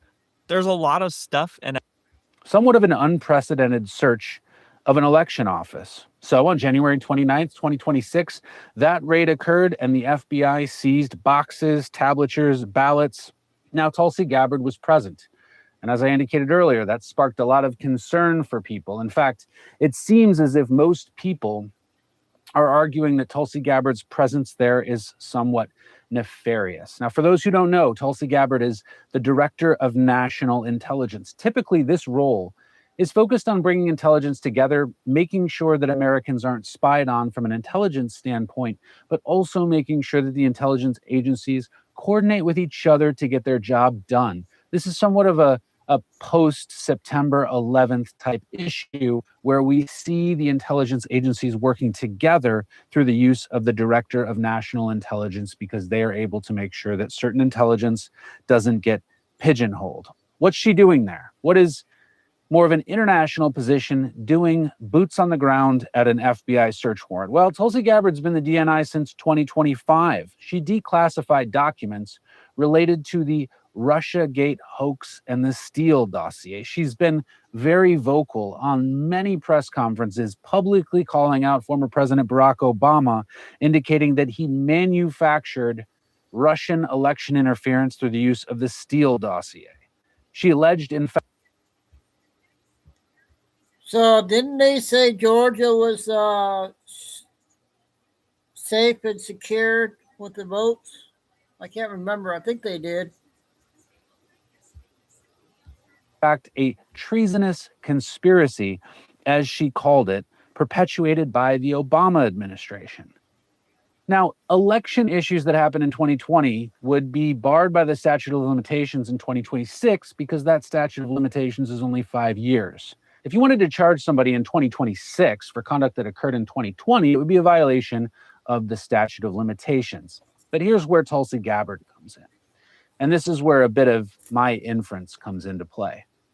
In order to get around the statute of limitations, you have to argue something called a conspiracy or argue that there was racketeering occurring. Now, if Tulsi Gabbard is currently investigating Barack Obama, Russiagate, Hillary Clinton, and the use of her private email server, it's very possible that she's also investigating 2020 election interference because they lost in 2016 and wanted to regain in 2020. Tulsi Gabbard's appearance at that search warrant is probably one of the most important facts that I have seen connecting these two investigations. It tells me that the Hillary Clinton Steele dossier investigation that also involves Barack Obama, Loretta Lynch, and other high-profile figures, including James Comey, is connected to the 2020 election fraud conspiracy investigation. Why is this huge? This is huge because if there was communication between people in Fulton County as a potential epicenter for where this might occur, and that communication was either known by the Obama administration or the Biden administration or others that were involved, possibly even Jack Smith himself, they knew about this and potentially covered it up, that would be a separate violation of federal criminal statutes, meaning that those individuals may have been involved in a cover-up related to election interference by, get this people, indicting somebody for election interference.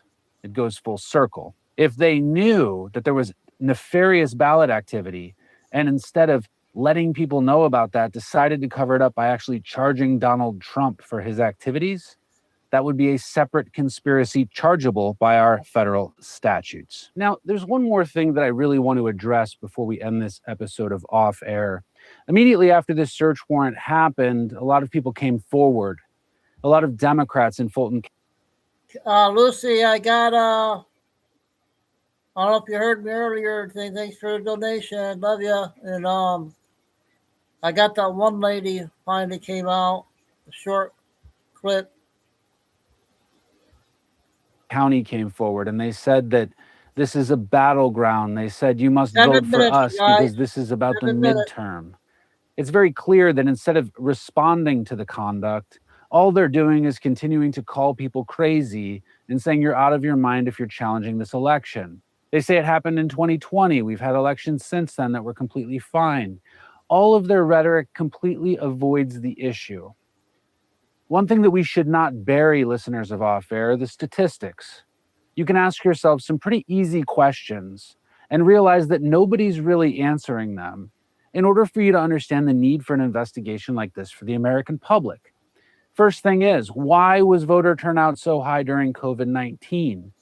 Why have state legislators found admissions of 315,000 votes being counted without the proper observation? Why are there videos of ballot boxes being stuffed? Why did the legislature in Georgia, for the first time in history, decide to mail out hundreds of thousands of ballots, millions of ballots to people that didn't even request them in the first place? Honestly, if you don't have good answers to those questions and you think that an investigation here is wrong, you are absolutely out of your mind crazy. Something very obviously wrong has gone on here. And the only thing we as the American people want, without censorship, without name calling, is for Tulsi Gabbard and the FBI to finally get to the bottom of it. What happened in Georgia? Now, I'll tell you a bit of a personal story as we end this episode.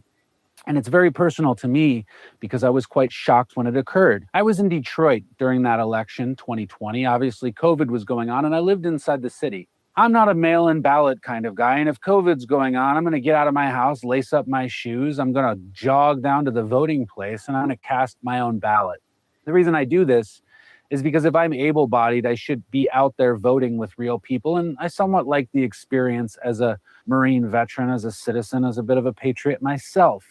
But I also wanted to see what was going on in Detroit and what people were acting like. Well, when I got there, I realized that there was almost nobody there. I chatted up one of the ladies there who was taking ballots, and she said it was the slowest turnout in history. I watched the news that day, and I realized that everybody else was reporting it was the slowest turnout in history. But then I flip on the news a little later, and I realized that over there at the Huntington Place Center, they've boarded up the walls, they've kicked out observers, and they're counting a bunch of secret ballots that nobody's allowed to talk about. When there was litigation around it and somebody got a hold of one of the machines, the court found them in contempt, and there's been a whole bunch of pandemonium. I'm going to do a whole separate story on what happened in Detroit. So make sure that you click like and subscribe on this one. Hit the bell notification so you get that story on Detroit. But with my own eyes, I saw the lowest voter turnout I've ever seen in the city of Detroit, in Wayne County, a place that was a heavy battleground. Both candidates had visited that location multiple times in the weeks leading up to the election. But then what I saw was incredibly nefarious activity occurring in Wayne County at the place where all the votes were being counted. Now, I was somewhat modern. I was somewhat on the fence at this point in time. But when I saw that, I knew something very wrong was going on. And I knew that I needed to use my abilities as a bit of an independent investigator and journalist, but also as a lawyer to get to the bottom of it. So I started looking through every lawsuit filed by Donald Trump in Wayne County and other counties related to the election. This is one of the things that was often cited by liberal commentators as being a very obvious point. Trump never won any of his lawsuits. The reality is most weren't filed by Trump. Many were filed by other people.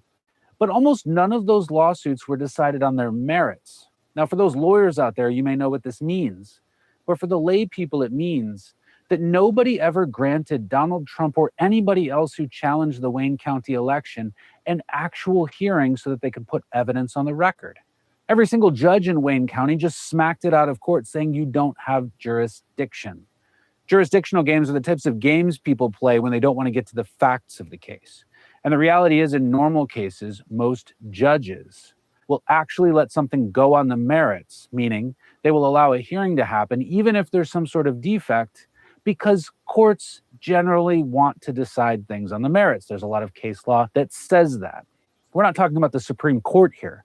We're talking about courts of law. We're talking about federal district courts and federal district court judges who can have a hearing in a day or two, no problem. Bring one of these voting machines in, call some witnesses, allow some affidavits to be admitted into evidence. I knew right then and there that these elections were being messed with. Now, the only question was it wide scale? How much of an impact did it have? And did it potentially get somebody elected that shouldn't have been in office? Well, we may very well know the answer to that very soon. A search warrant was issued. That evidence will be reviewed. It's going to be uploaded into a database. Anybody arguing about chain of custody of Tulsi Gabbard's evidence, the FBI's evidence that they seized from Fulton County, doesn't know what they're talking about. Chain of custody is largely no longer an issue anymore. There will be receipts for that property. It will all be scanned and uploaded very quickly and probably even returned within a couple of weeks or a few days back to Fulton County after they scan it. They can then check it themselves to see if they think there's anything missing. And I'm sure, given Fulton County's history with its own conduct and with its own investigation, they're going to put some crack shot people on that case, and they're going to do a very accurate job. I'm being sarcastic. Thank you for joining me on this episode of Off Air. So that guy's a former retired FBI. I think that's what he said when we first played him. So that was a very big video there. So the last half hour or so, I want to do the shorts.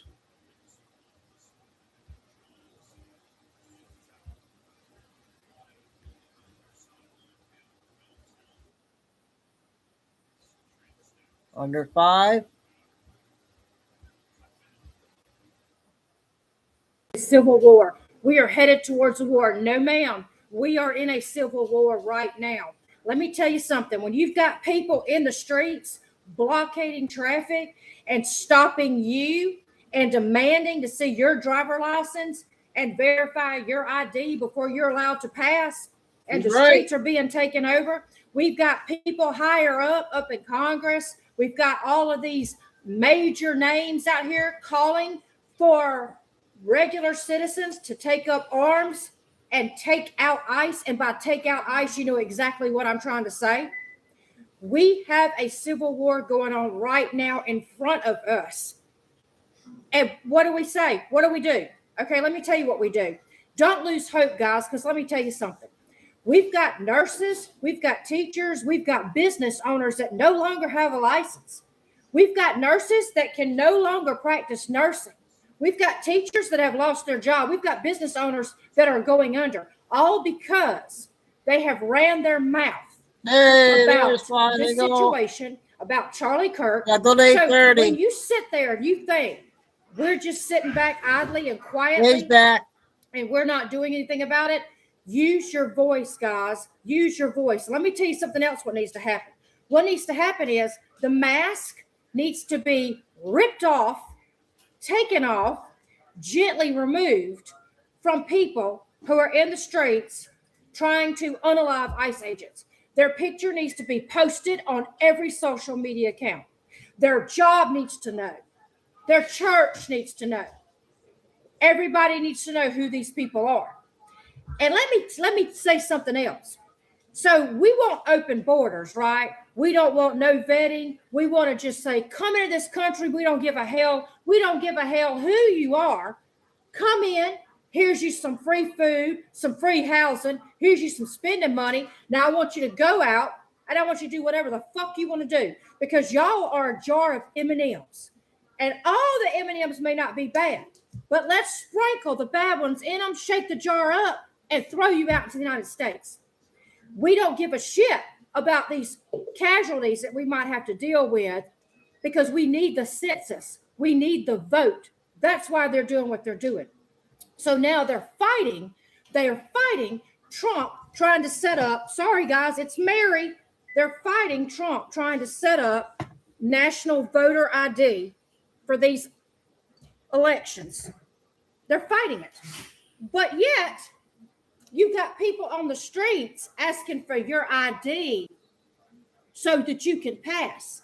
So they're going to look at your ID to determine who you are so you can pass by, but they don't want voter ID. Okay? So we are in a civil war right now. It is happening around you. What can you do? What can you do? Keep doing what you're doing. Tag Grace Unfiltered. Anytime you see somebody running their mouth about this stuff, tag these people. Preston Myers, Grace Unfiltered. They get the job done, okay? Stand strong. Don't forget, the majority voted this man in. We are the majority, okay? We're not out there acting stupid, getting all the media attention on us, but we voted him in, okay? We are the majority. Stay strong, guys. Last thing, guys. Sorry, I got distracted with me. All right, Lucy. That's our lady there tonight. Get the next one here.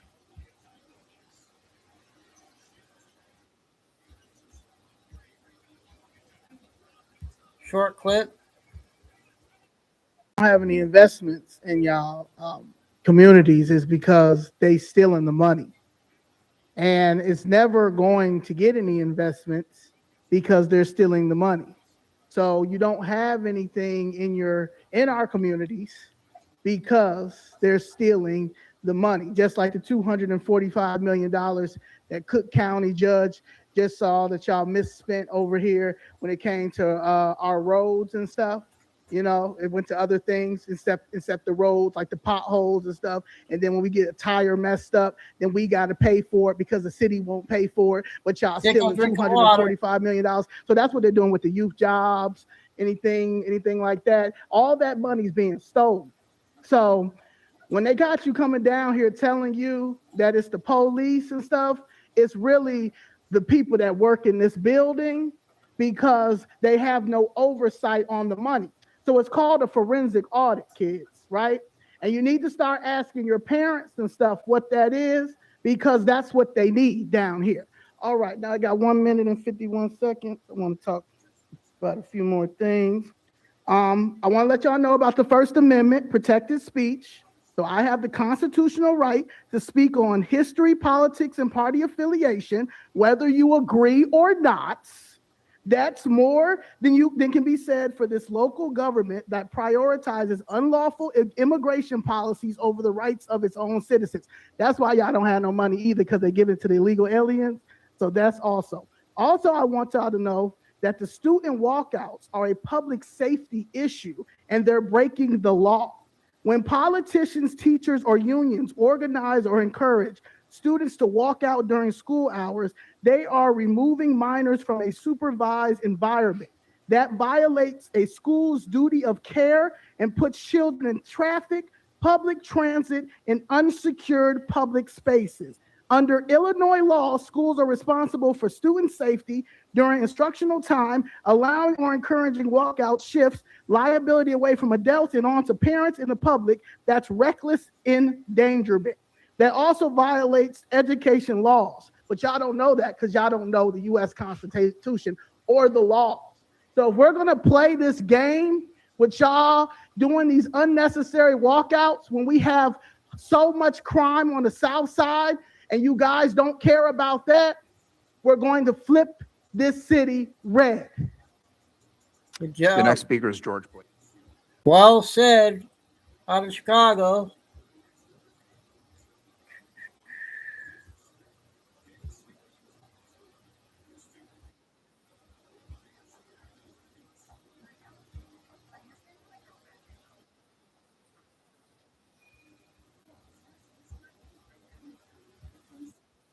This is Pam Bondi announces this morning that more arrests have been made. And predictably, the media is in full meltdown mode over the arrest of Don Lemon. But guess what? I've got tape that will stun you. Because if you think Trump's DOJ set the standard for arresting journalists, think again. Joe Biden and Merrick Garland, they arrested multiple reporters. And suddenly the media forgot how to count.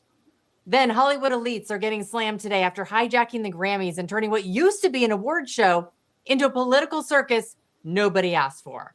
Then anti-ICE writers have officially gone full mall cop, creating their own version of law enforcement. I'm talking about stopping cars, questioning drivers, and playing roadside authority. This is wild. Wait until you see what happens too when they run into actual police officers. Like the video and subscribe to the channel if you're new here. And don't forget, hit that notification bell so you never miss the day's top headlines. First up, Attorney General Pam Bondi announcing this morning that 2 more arrests have been made in connection with the anti-ICE protests that took place inside a house of worship, because apparently even churches aren't off limits anymore. Here's the arrest of the first guy, Ian Davis Austin, who openly admits he was at the church. Watch this. Grab my keys. I'm a 6-time Army combat veteran. This is insane, yo. What's your name, sir? My name is Ian Austin. They're targeting me because I had 2.5 million streams yesterday. I was at the church. They want to turn me into terror. Accountability is one.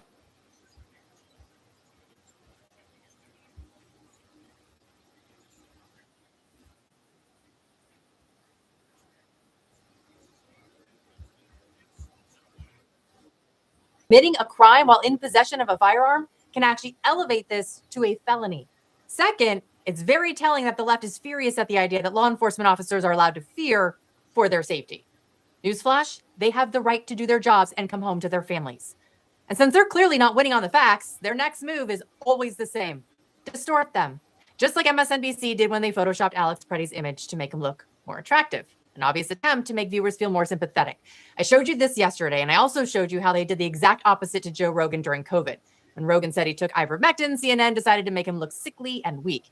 Now, I'm bringing this up to you again because Rogan finally reacted, and he absolutely torched the media for this. Did you see what MSNBC did to his image? Yeah, where they gussied Basically it up. did the opposite of what CNN did to me. You know, CNN during the COVID times turned me green, and they made me ugly and look like I was dying, and they made him handsome. Yeah. So people would be more sympathetic to him getting shot, which is kind of wild. Like, are ugly people less valuable to MSNBC? Less marketable. That is crazy to me. Like, look at the difference. Yeah. Look at the difference. They shortened up his face. They gave him a little bit of a tan. They widened his face a little bit, it seems like. They just made him a little handsomer. That one on the right is like the handsome brother, and the one on the left is like, Yeah. why couldn't I look like the my one on the goddamn right? brother? Yeah, the one on the right. They were twins, and he took more of the protein. This is how far mainstream media is willing to go to deceive you, instead of just showing you authentic images and letting you form your own opinion. Now, as for the ICE operation currently unfolding in Minnesota, Tom Homan, he held a press conference this morning after spending several days assessing conditions on the ground and meeting with state leaders. Based on what he said, it appears Minnesota may finally be ready to cooperate. What we did agree upon is not to release public safety arrests back in the community, and they could be lawfully transferred to ICE. This is great news. It's just too bad Tim Walz wasn't willing to do this from the start. Now, Tom Homan takes that agreement with a grain of salt, saying he will not be leaving until these words are backed up by actions. And he's also approaching the situation with a surprisingly humble attitude. First thing I said to senior staff when I walked in here is what I told you earlier. I didn't come here looking for ops or headlines. I come here looking for solutions. I do not want to hear that everything's been done here has been perfect. Nothing's ever perfect. Anything can be improved on. And what we've been working on is making this operation safer, more efficient by the book. First of all, Okay, I got one more, and then I got a 5-minute one, and I got one Nick video.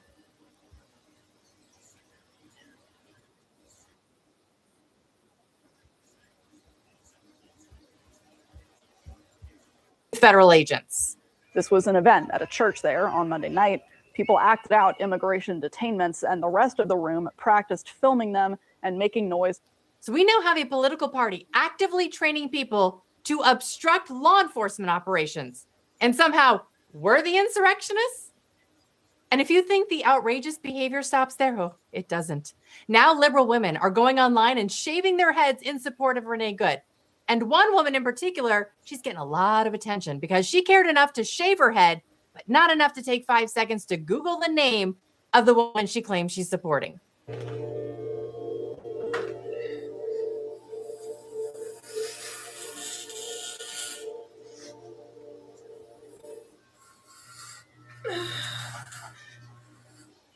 I genuinely feel bad for all the single men out there that are trying to date right now, because the job isn't finding the one, it's weeding out the completely unhinged.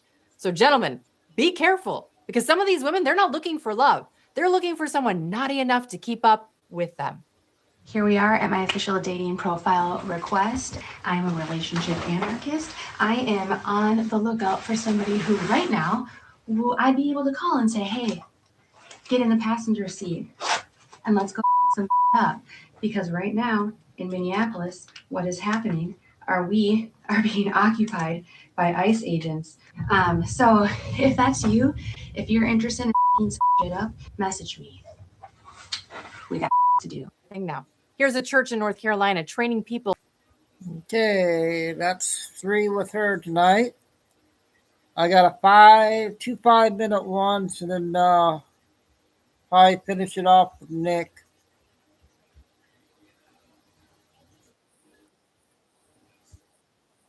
You guys remember this lady? Q, folks, was ahead of the timeline. We were ahead of the timeline for a reason. And because we was ahead of the timeline, it was the Q people who were getting their accounts taken down or muted or whatever, because we was jumping ahead of the gun. We once we went down the holes and we picked up things, we took off with it. For years we took off, and we just kept posting and posting, and still to this day we post some old stuff that we learned in the beginning. We post it now because there's new people who's awakened. So they need to see the information too, so that way they can tell their people. And you know what I'm saying? One person knows 5, 5 knows 10, 10 knows 15. You see how that goes? Like, it's just the rule of thumb. And I believe the military, because that's who's been in control, the military has slowed us down. One day, there's going to be a video. There's got to be. We're going to be inside of a movie or something. But I hope and I pray and I feel like it's not because we want to feel greater than thou. We've lost our whole world. We've lost jobs. We've lost our children. We've lost family members. We've lost friends. We've lifetime friends. Y'all have seen me. We have lost everything, everybody, for this movement to speak truth, to stand here today and say the truth, to keep digging and to keep going, account after count after count, to keep going through all these accounts. There was a reason. You know how many times we wanted to quit? Do you know how many times we wanted to throw in the towel? 3 minutes. And say, we're done. Because mentally, it was just exhausting. It was exhausting to be awake and to be amongst people who could care less what's really going on. And that was the most upsetting thing in this movement, was watching how careless people are. Watching how if it doesn't knock on their door, it doesn't affect them. They don't give a damn. Not realizing that in the long run, it hurts us. So, where we go one, we go all. It's like God's making all of us work together. We were mocked and ridiculed, but what, his disciples? Didn't they get stoned?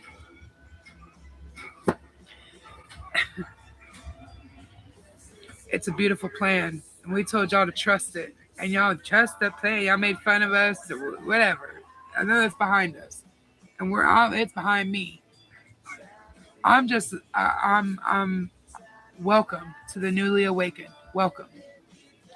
Keep going. Don't stop. You will find everything you need. Just take your time. Come up for air.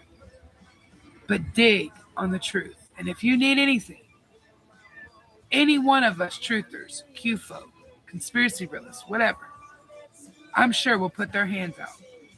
And I'm going to say this to any of my followers, any one of you guys, if I catch any one of y'all saying I told you so, I'm blocking you and I'm done, because we were told not to do that.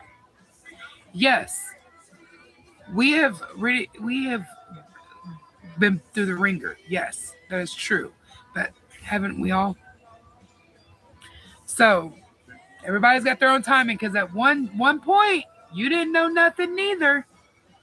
You know? So everybody's got their own awakening, their own timeline. Now they're catching up. And I'm blessed and I hallelujah. Okay? I love you guys. Okay, we haven't played her in a while. She does a good job.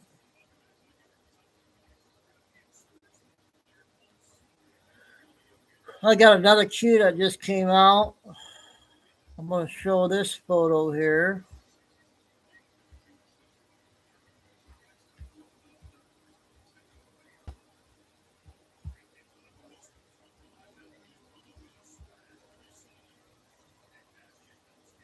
Wonder why they got a heart in the middle there.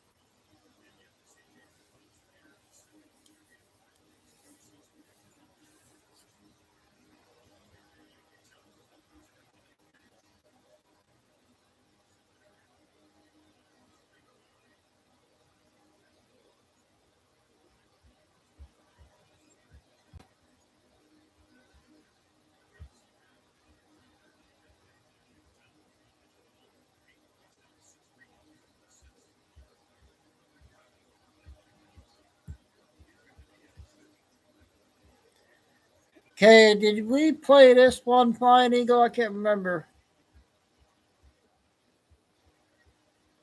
Short one. Thank you for the invitation to share my testimony. My goal is to inspire action to safeguard the lives of migrant children, including the staggering 85,000 that are missing.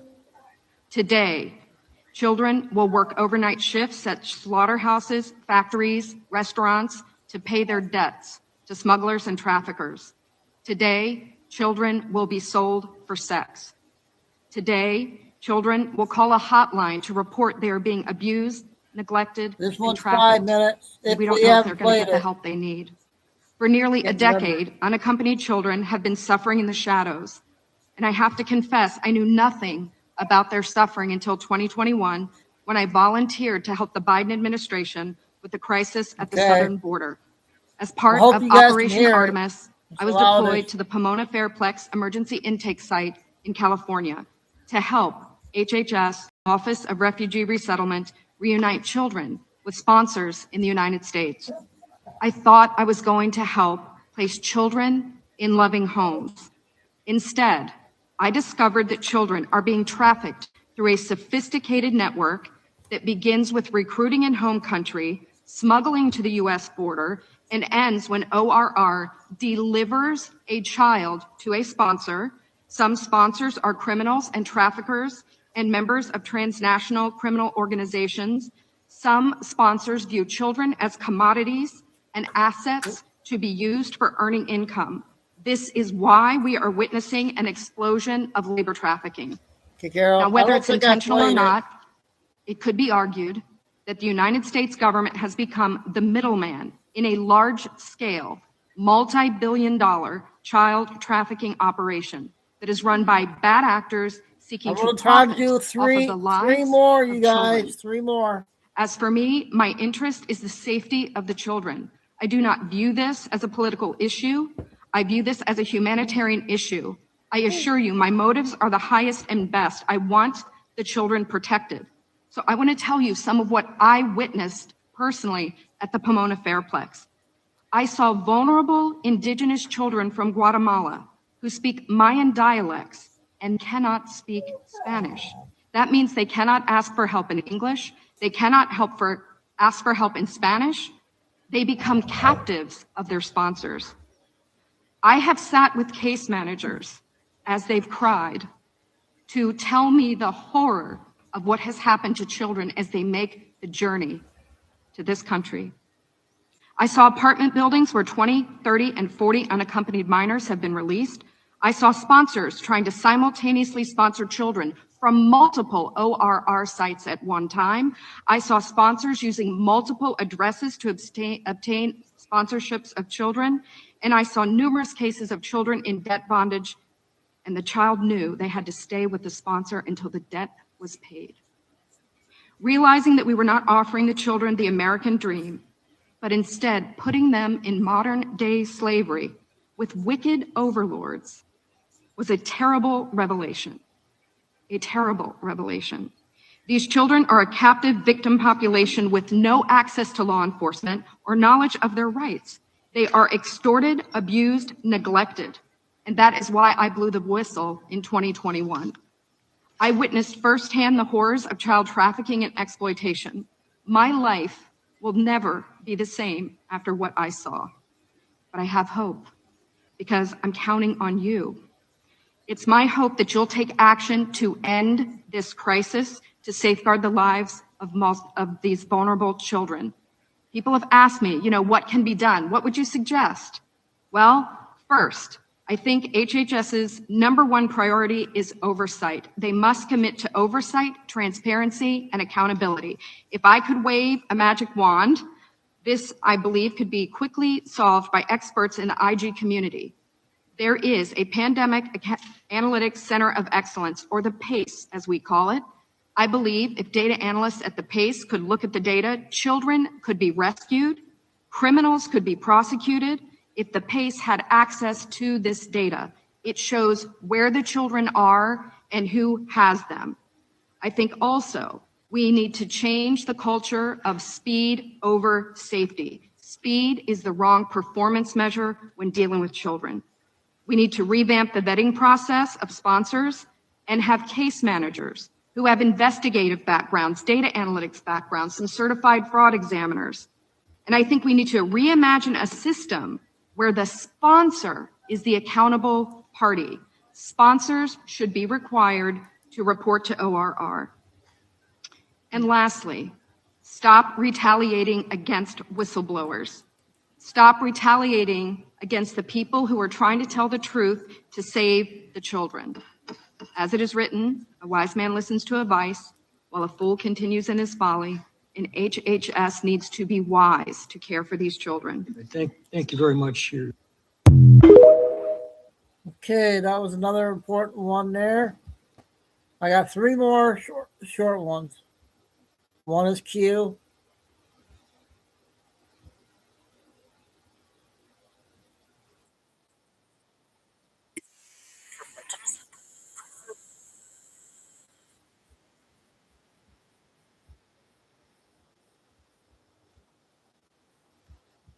You guys watched her over Fox, but I watched her quite a bit before I stopped watching Fox altogether. Always been pretty conservative, but yesterday, Judge Janine reminded me that a New York conservative and a Texas conservative, totally different. So I don't know how about you guys are, but with my wife and I, we sit down in the morning, we have coffee, and we talk politics. We talk about what's going on in the country. My wife and I agree on probably 80% of things. And I consider, her to be incredibly intelligent. And she always gives me a different way of looking at things. But Judge Janine really put her foot in her mouth. But I don't throw out the baby with the bathwater. I think she's a good person, just mistaken. So yesterday, I don't know how many of you guys saw this, but she went out and she said that if you bring a gun into the DC area, that you will be arrested. She does not care if you have a permit where you're coming from. She doesn't care if you're a law-abiding citizen. But if you bring a weapon or a gun into the city, you will be arrested. Now, I have a couple of issues with this, and maybe some of you guys don't, but I am probably the biggest Second Amendment guy you will ever meet. If many of you guys have met me out in public, you will not ever see me, and I am not carrying. That's what we do. Being from Texas, living in Tennessee, it's my constitutional right, and therefore I do so. So for her to say this is kind of disappointing to me, because I understand when she walked it back, she said, well, you have to register your weapon in the city. So all weapons must be registered in the city in order to be legal. And so you cannot carry a weapon even though you have a permit from your state. Well, a lot of Congress people came out in defiance over this, especially those that were Republicans that said, hey, I'm coming from Florida, or hey, I'm coming from Texas. I carry all over the city. And what, are you going to put us in jail? Well, first of all, I don't go to cities that I can't carry it. I don't go to Chicago. I don't go to LA. I stay out of cities that I cannot carry it. If I'm not welcome to exercise my constitutional rights, I'm not going. But we were reminded yesterday that just because someone calls themselves a conservative does not mean that they have the exact same views as we do. So when coming out and saying this, I was like, wait a minute. I remember once upon a time as a conservative, as a Republican, that we were all for reciprocity. We felt that to carry was a right, a constitutional right, and I didn't have to have a gun registry with the city or to register my guns and ask for permission to carry my guns. That was always the understanding, in my opinion, at least, as a conservative. But apparently the rules have changed. I would have loved to have heard Judge Jeanine Pirro. I would have loved to hear her come out and say, hey, we're doing away with this registry nonsense. Once you pass your background check, once you have your permit, we're going to accept permits from all states, being that this is the District of Columbia. We are not a state, and therefore we do not have state powers. I would have loved to have heard that. We didn't hear that, though. She attempted, like I said, to walk it back, but I think it was kind of what was said was said. Frustrated a lot of people. Didn't frustrate me as much, though. I disagree with her completely, but at the same time, it just reminds me that all conservatives are not created equal. Let me know what you guys think. Comment below. I'll see you guys next time. Be blessed. Okay, we did 3 of them today. So I got 2 more. Try to get in. One is Nick, and then a short one with Doug, I think.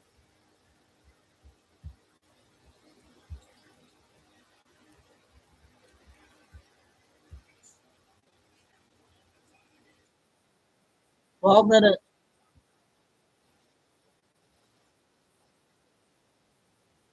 Over the 2020 election materials this morning, it was announced that the bad actors, the deep state, in a desperate attempt, in a state of panic, have filed a motion with a judge under seal to try to get their precious ballots and all the 2020 election materials back. They are trying to stop the FBI's investigation in its tracks and prevent bad actors from going to prison for a long, long time. Now we've got a press conference, and I've got some clips queued up for you guys, but it gets better because I'm going to show you where Rob Pitts this morning made a stunning admission. I almost can't believe that he said this, but essentially he admitted that prior to the raid, he got a phone call, actually multiple phone calls, and he was given an ominous warning that arrests are, in fact, coming in Georgia. Now, this anonymous source also seems to believe that the Trump administration is up to a lot more than just Fulton County and is actually going to be targeting 15 other states besides Georgia. So, ladies and gentlemen, you're not going to want to miss this. We are going to break it all down, but first, be sure to like the video and subscribe and turn those bell notifications on so you never miss another update. All right, so ladies and gentlemen, here's Fulton County Chairman Rob Pitts making the stunning announcement that the deep state has officially filed a motion in federal court to stop the FBI's investigation. May not be factual, because this is a serious case.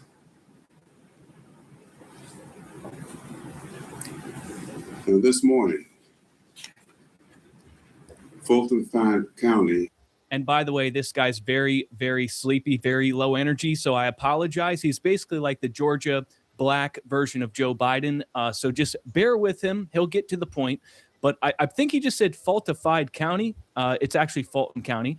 He's the chairman of the county. He should know that. But anyways, sorry. Filed a motion in federal court on my behalf, personally, and on behalf of the Fulton County Board of Registration and Elections. The motion seeks the return of all files from the 2020 election that were confiscated by the FBI last week during the raid at our Fulton County Elections Hub. The motion also seeks the unsealing of the affidavit that was filed in support of the search warrant that the FBI used to raid Roku's self-serve ads platform. It's easier than ever with Ads Manager. Sign up today. Widespread power outages across the area with more wintry mix heading to the Midwest. Stay tuned for more. our warehouse. So that was actually new information for me. I actually didn't know this, but they're trying to get the affidavit unsealed. They want to see the evidence that the FBI presented to the magistrate judge that prompted the search warrant. They don't even know what evidence the FBI has. They don't know what crimes they're being accused of. It's actually crazy. I didn't know that. Now check it out. Here's where a reporter asks them, why are you guys trying to get the ballots back instead of just letting the FBI do their job and investigate? I mean, why not just let the situation play out and see what comes about? Listen to his answer. Mr. Chairman, why do you feel this was a necessary step to get the physical ballots back instead of just letting this investigation play out? Well, first of all, we don't know where they are. We don't know really who has them. The FBI, at the FBI's office. What they're doing with them. Are they being tampered with? I can use my imagination, and I would certainly hope not, but we don't know. So that's why we'd like to get them back so we can take an inventory. In fact, with respect to the inventory, typically I'm told, I'm no constitutional scholar, legal scholar by any means. You got that right. You don't know anything about the Constitution. But typically, when these kinds of raids happen, you're given notice that on such and such a date, the FBI is coming or somebody's coming, and be prepared. But we were given no notice whatsoever. They showed up and took the 700 boxes that they wanted. So what they're doing with them now, we don't know. Typically, we're given copies. We don't even have copies of what they took. So it's a problem. Okay, here's the problem with Mr. Rob Pitt's claim. They say that they want an inventory of what the FBI took, but you had this chick that was dressed up like Michael Jackson while the raid was taking place say that Shay Alexander, the defendant that the DOJ had filed a civil suit against, she actually took receipt and inventory of everything that they took. Is that once they are archived, they become the possession of the clerk of Superior Court, which is Shay Alexander. She is here and she is with them inventorying everything that they're taking. We, the commissioners, the chairman, the county attorney, are trying to figure out a legal plan as to maybe an injunction, a motion to quash. We don't know yet. We're trying to figure it out. We're getting all kinds of legal advice to stop this, because once they have the ballots, how do we then turn around and do something different when they've already got their hands on it? So this is an attempt to take your vote away. Yeah, so that retard just admitted that they basically gave an itemized list of everything that was taken. And you know who has them, the FBI, and you know what they're doing with them. They're investigating. So that all that stuff that he just said is nothing but noise. But it gets a whole lot worse for him, because remember, he also said that nobody gave us notice that they were coming. We didn't receive a tip. Well, in this next clip, he admits that somebody actually called him and told him that the raid was going to happen. Well, I'm told that. I mean, I've got enough. I received a call on Monday before last Wednesday, before the raid, that there were going to be arrests in Georgia. Secretary of State, his deputy, Sterling, I believe his name is, me, and 2 or 3 others. That did not happen on Monday. It didn't happen on Tuesday. But lo and behold, on Wednesday, the FBI shows up. And in addition to the FBI showing up, when Tulsi Gabbard showed up and we'd heard a rumor that she may be coming, I couldn't believe it. So this is actually a stunning admission. He is saying that he received a phone call 2 days before the raid, letting him know that arrests are coming and that Tulsi Gabbard was coming. So somebody had prior knowledge, because guess what? That search warrant wasn't signed until the day that the search was executed. It wasn't like there was a delay between when the magistrate judge signed off on it and they went in. They literally got the signature and then went straight and raided the Fulton County warehouse. So nobody could have possibly known that something was about to happen unless perhaps it was somebody within the FBI, like an anonymous bad actor inside the FBI. I don't understand how you could possibly have known that something was about to happen unless you had somebody on the inside. And by the way, the fact that he said he knew that Tulsi Gabbard was coming means it was somebody probably pretty high up. So we need to figure out exactly who this person was, because they could have compromised the entire investigation by giving them a warning that they're coming. This person not only called the chairman of Fulton County, but also the Secretary of State's office and Gabriel Sterling, the very people that are under the gun and under scrutiny right now. Now, apparently he didn't get one, but two calls. He got one before the raid and one after the raid. So listen to what he says about the phone call afterwards. After the FBI raid on Wednesday, on Friday, I received another call. Actually, it was this Monday. Same source saying that you guys can't relax. Even though the FBI has been there and they've confiscated the 700 boxes, arrests are coming. So we'll have to wait and see. Chairman, can you talk about You heard the man. So ladies and gentlemen, this insider anonymous source that had prior knowledge that they were coming in to Fulton County said that arrests are coming. So this person obviously knows what the hell's going on. If they knew that the raid was going to happen and Tulsi Gabbard was going to be there, and they're trying to tip off the bad actors in advance to get prepared for things before they happen. So ladies and gentlemen, arrests are coming. He just said it. His anonymous source tells us that arrests are in fact coming. Amazing that we get this information from the deep state instead of the Trump administration, but I'll take it. Now check it out, because a reporter presses him about his anonymous source that tipped him off about the raid and asked if that person is in the federal government, and he almost lets it slip. But judging by his response to this, I would say it's a resounding yes. Take a look. Commissioner, you mentioned that you were told not to relax and to be ready for potential arrest. Who was it that told you that? Well, I won't disclose who told me that, but they are knowledgeable in D.C. So Somebody in the federal government? Well, I won't say that. Yes, that's a 100% resounding yes. Somebody within the federal government that's knowledgeable about what's going on in D.C. I would say 100% that is somebody within government. But hey, deep state's going to deep state. There's still a lot of corruption that needs to be rooted out. And I think that's partially why DNI Tulsi Gabbard was present at the raid, to make sure that there was no shenanigans and they got everything they needed to. But ladies and gentlemen, this old man, this Robert Pitts, Fulton County chairman, I don't think that he's sophisticated enough to be part of the bad stuff going on in Fulton County. He seems way too sleepy, way too old.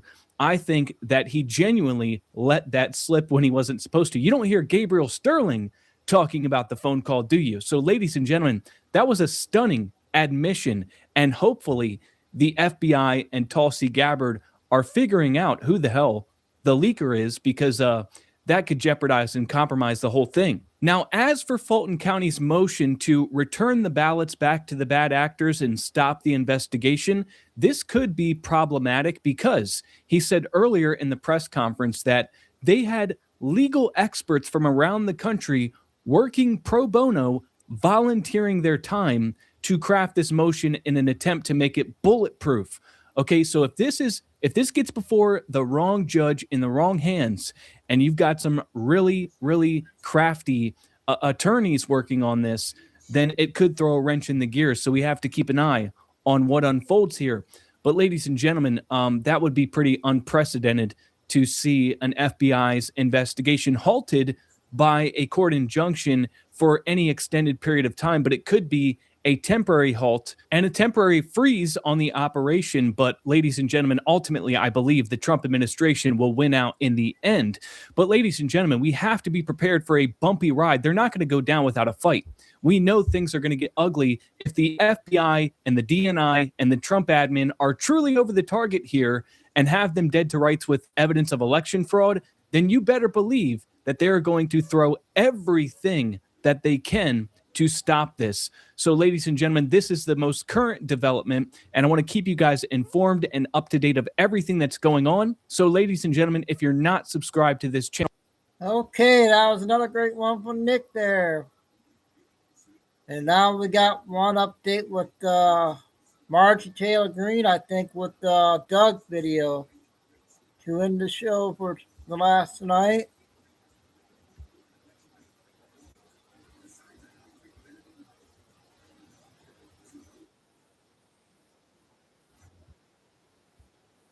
Ten minutes for the last one, you guys. We're going to lose, but at least you root for us to lose. Welcome to Doug in Exile. I'm calling my allies. Is anybody out there? Let me know in the chat that you still care. Exile ain't bad if you're here with me. Liberty loves company. Music. Why do I keep holding on? We believe in right.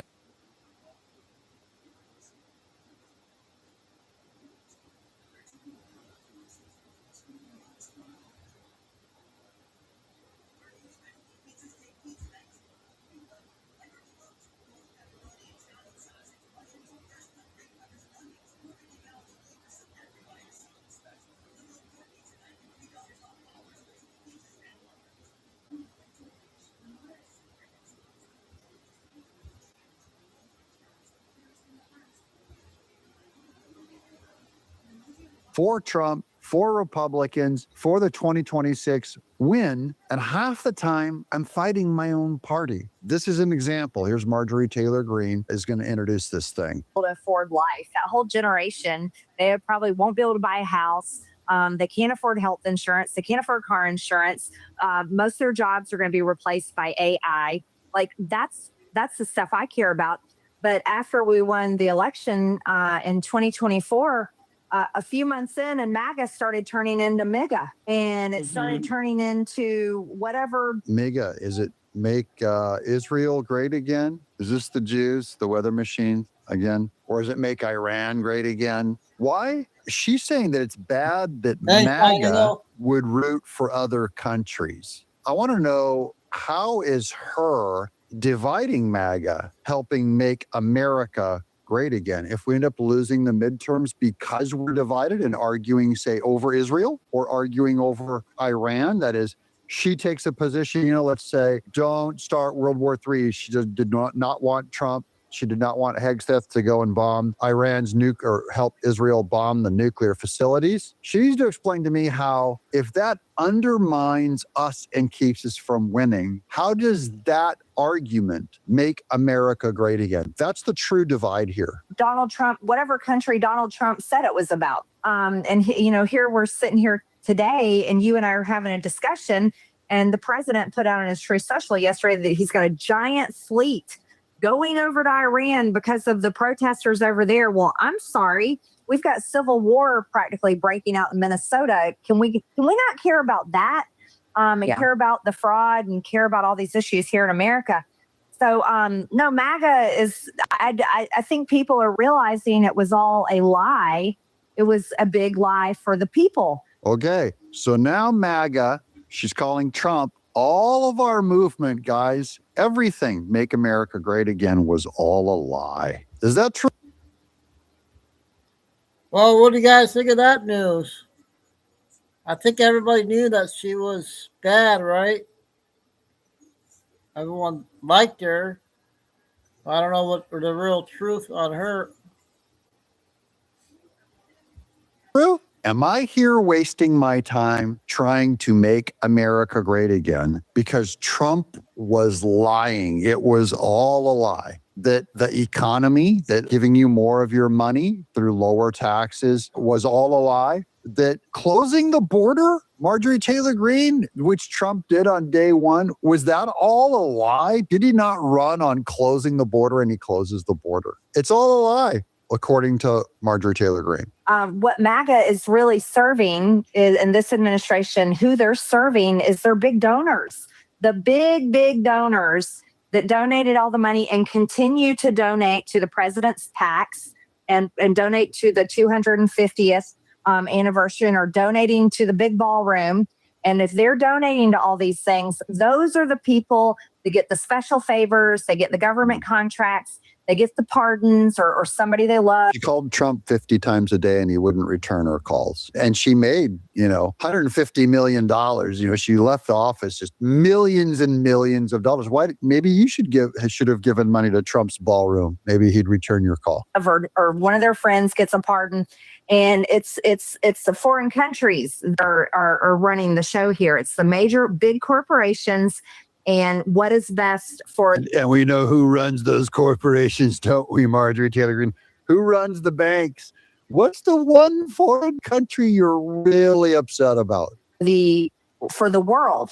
That's really what MAGA is. That's the results. That's what we're seeing after one full year of MAGA. When you hate Israel that much, or you're an isolationist to a degree, like a Rand Paul type, and anytime Trump mentions another country, you curl up in a ball in the corner. You're going to think that's all that everything is about. That is like, you put that in your own head. That's all you're going to see. You're not going to see his other huge wins here in America. Huge, significant wins. You just did the kids' savings account where each kid gets $1,000. Who's born in America gets $1,000 tax-free savings account. We're seeing war on behalf of Israel. We're seeing the people in Gaza, innocent people in Gaza, hundreds of thousands of them completely murdered. Wait. I thought we didn't care about people in other countries. And now she's talking about kids in Gaza murdered. And this is a lie, by the way. This is a total Qatar-funded lie, anti-Semitic lie, that Israel, as if they targeted children in Gaza. The reason why civilians died in Gaza is because Hamas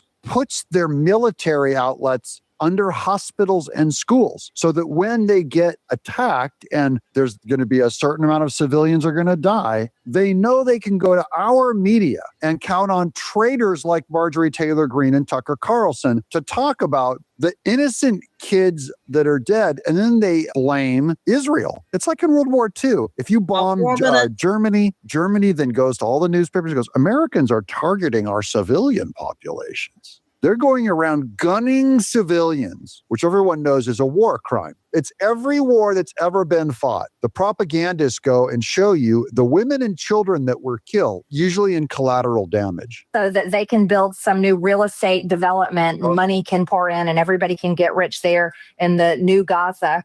And we're seeing a whole plan play out, which is really a new world order. It's a new way of doing business. And that's it's kind of like the Scooby-Doo meme where, they pull the mask off the bad guy.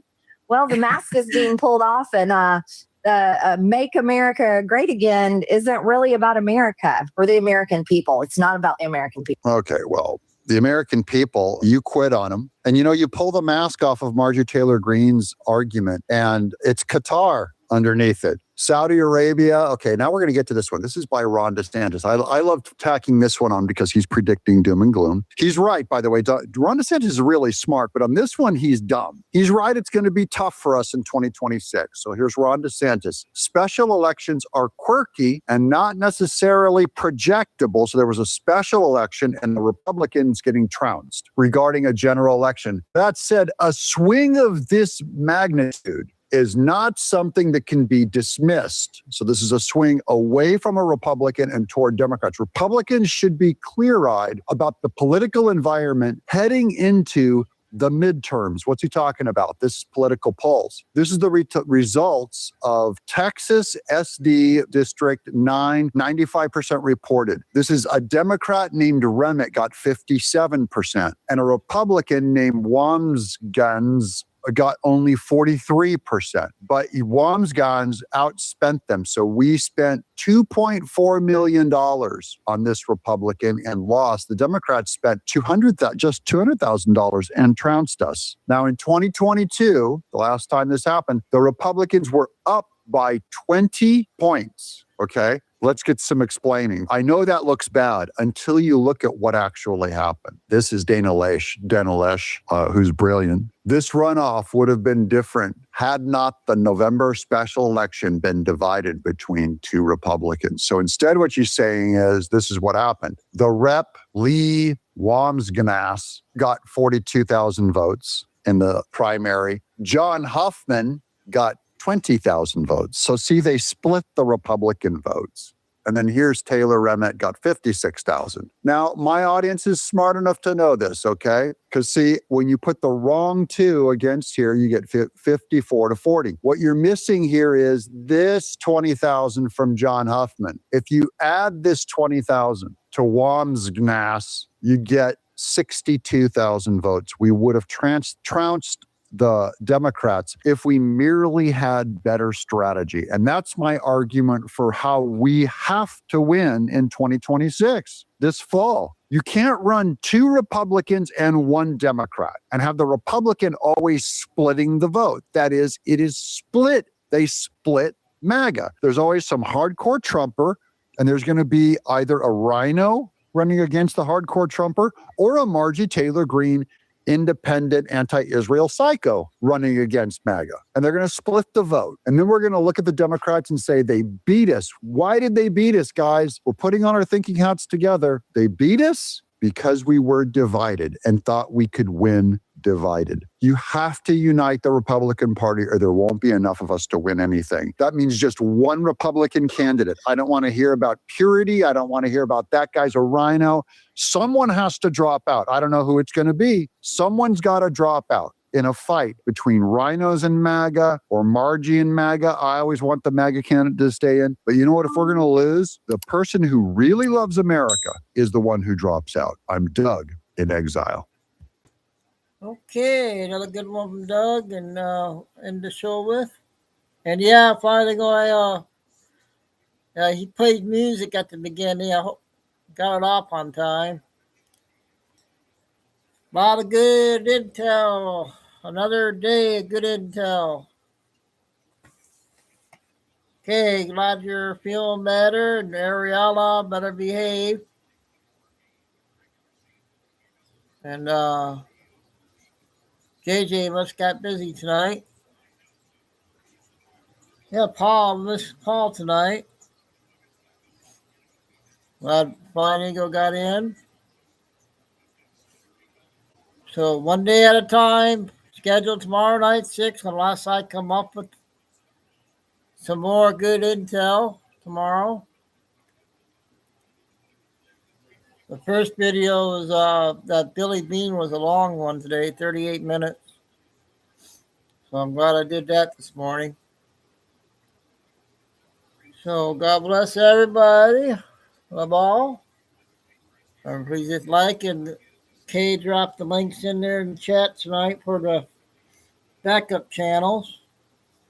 We got to get everybody over there to the backup channels.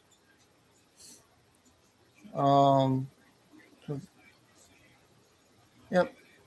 So, God bless everybody. Love all of them. Please hit like. Stay safe, stay strong. Keep the faith. Never give up. And sign it off. Chico dude. Another night of good intel. We'll see you all tomorrow. Have a good one, you guys.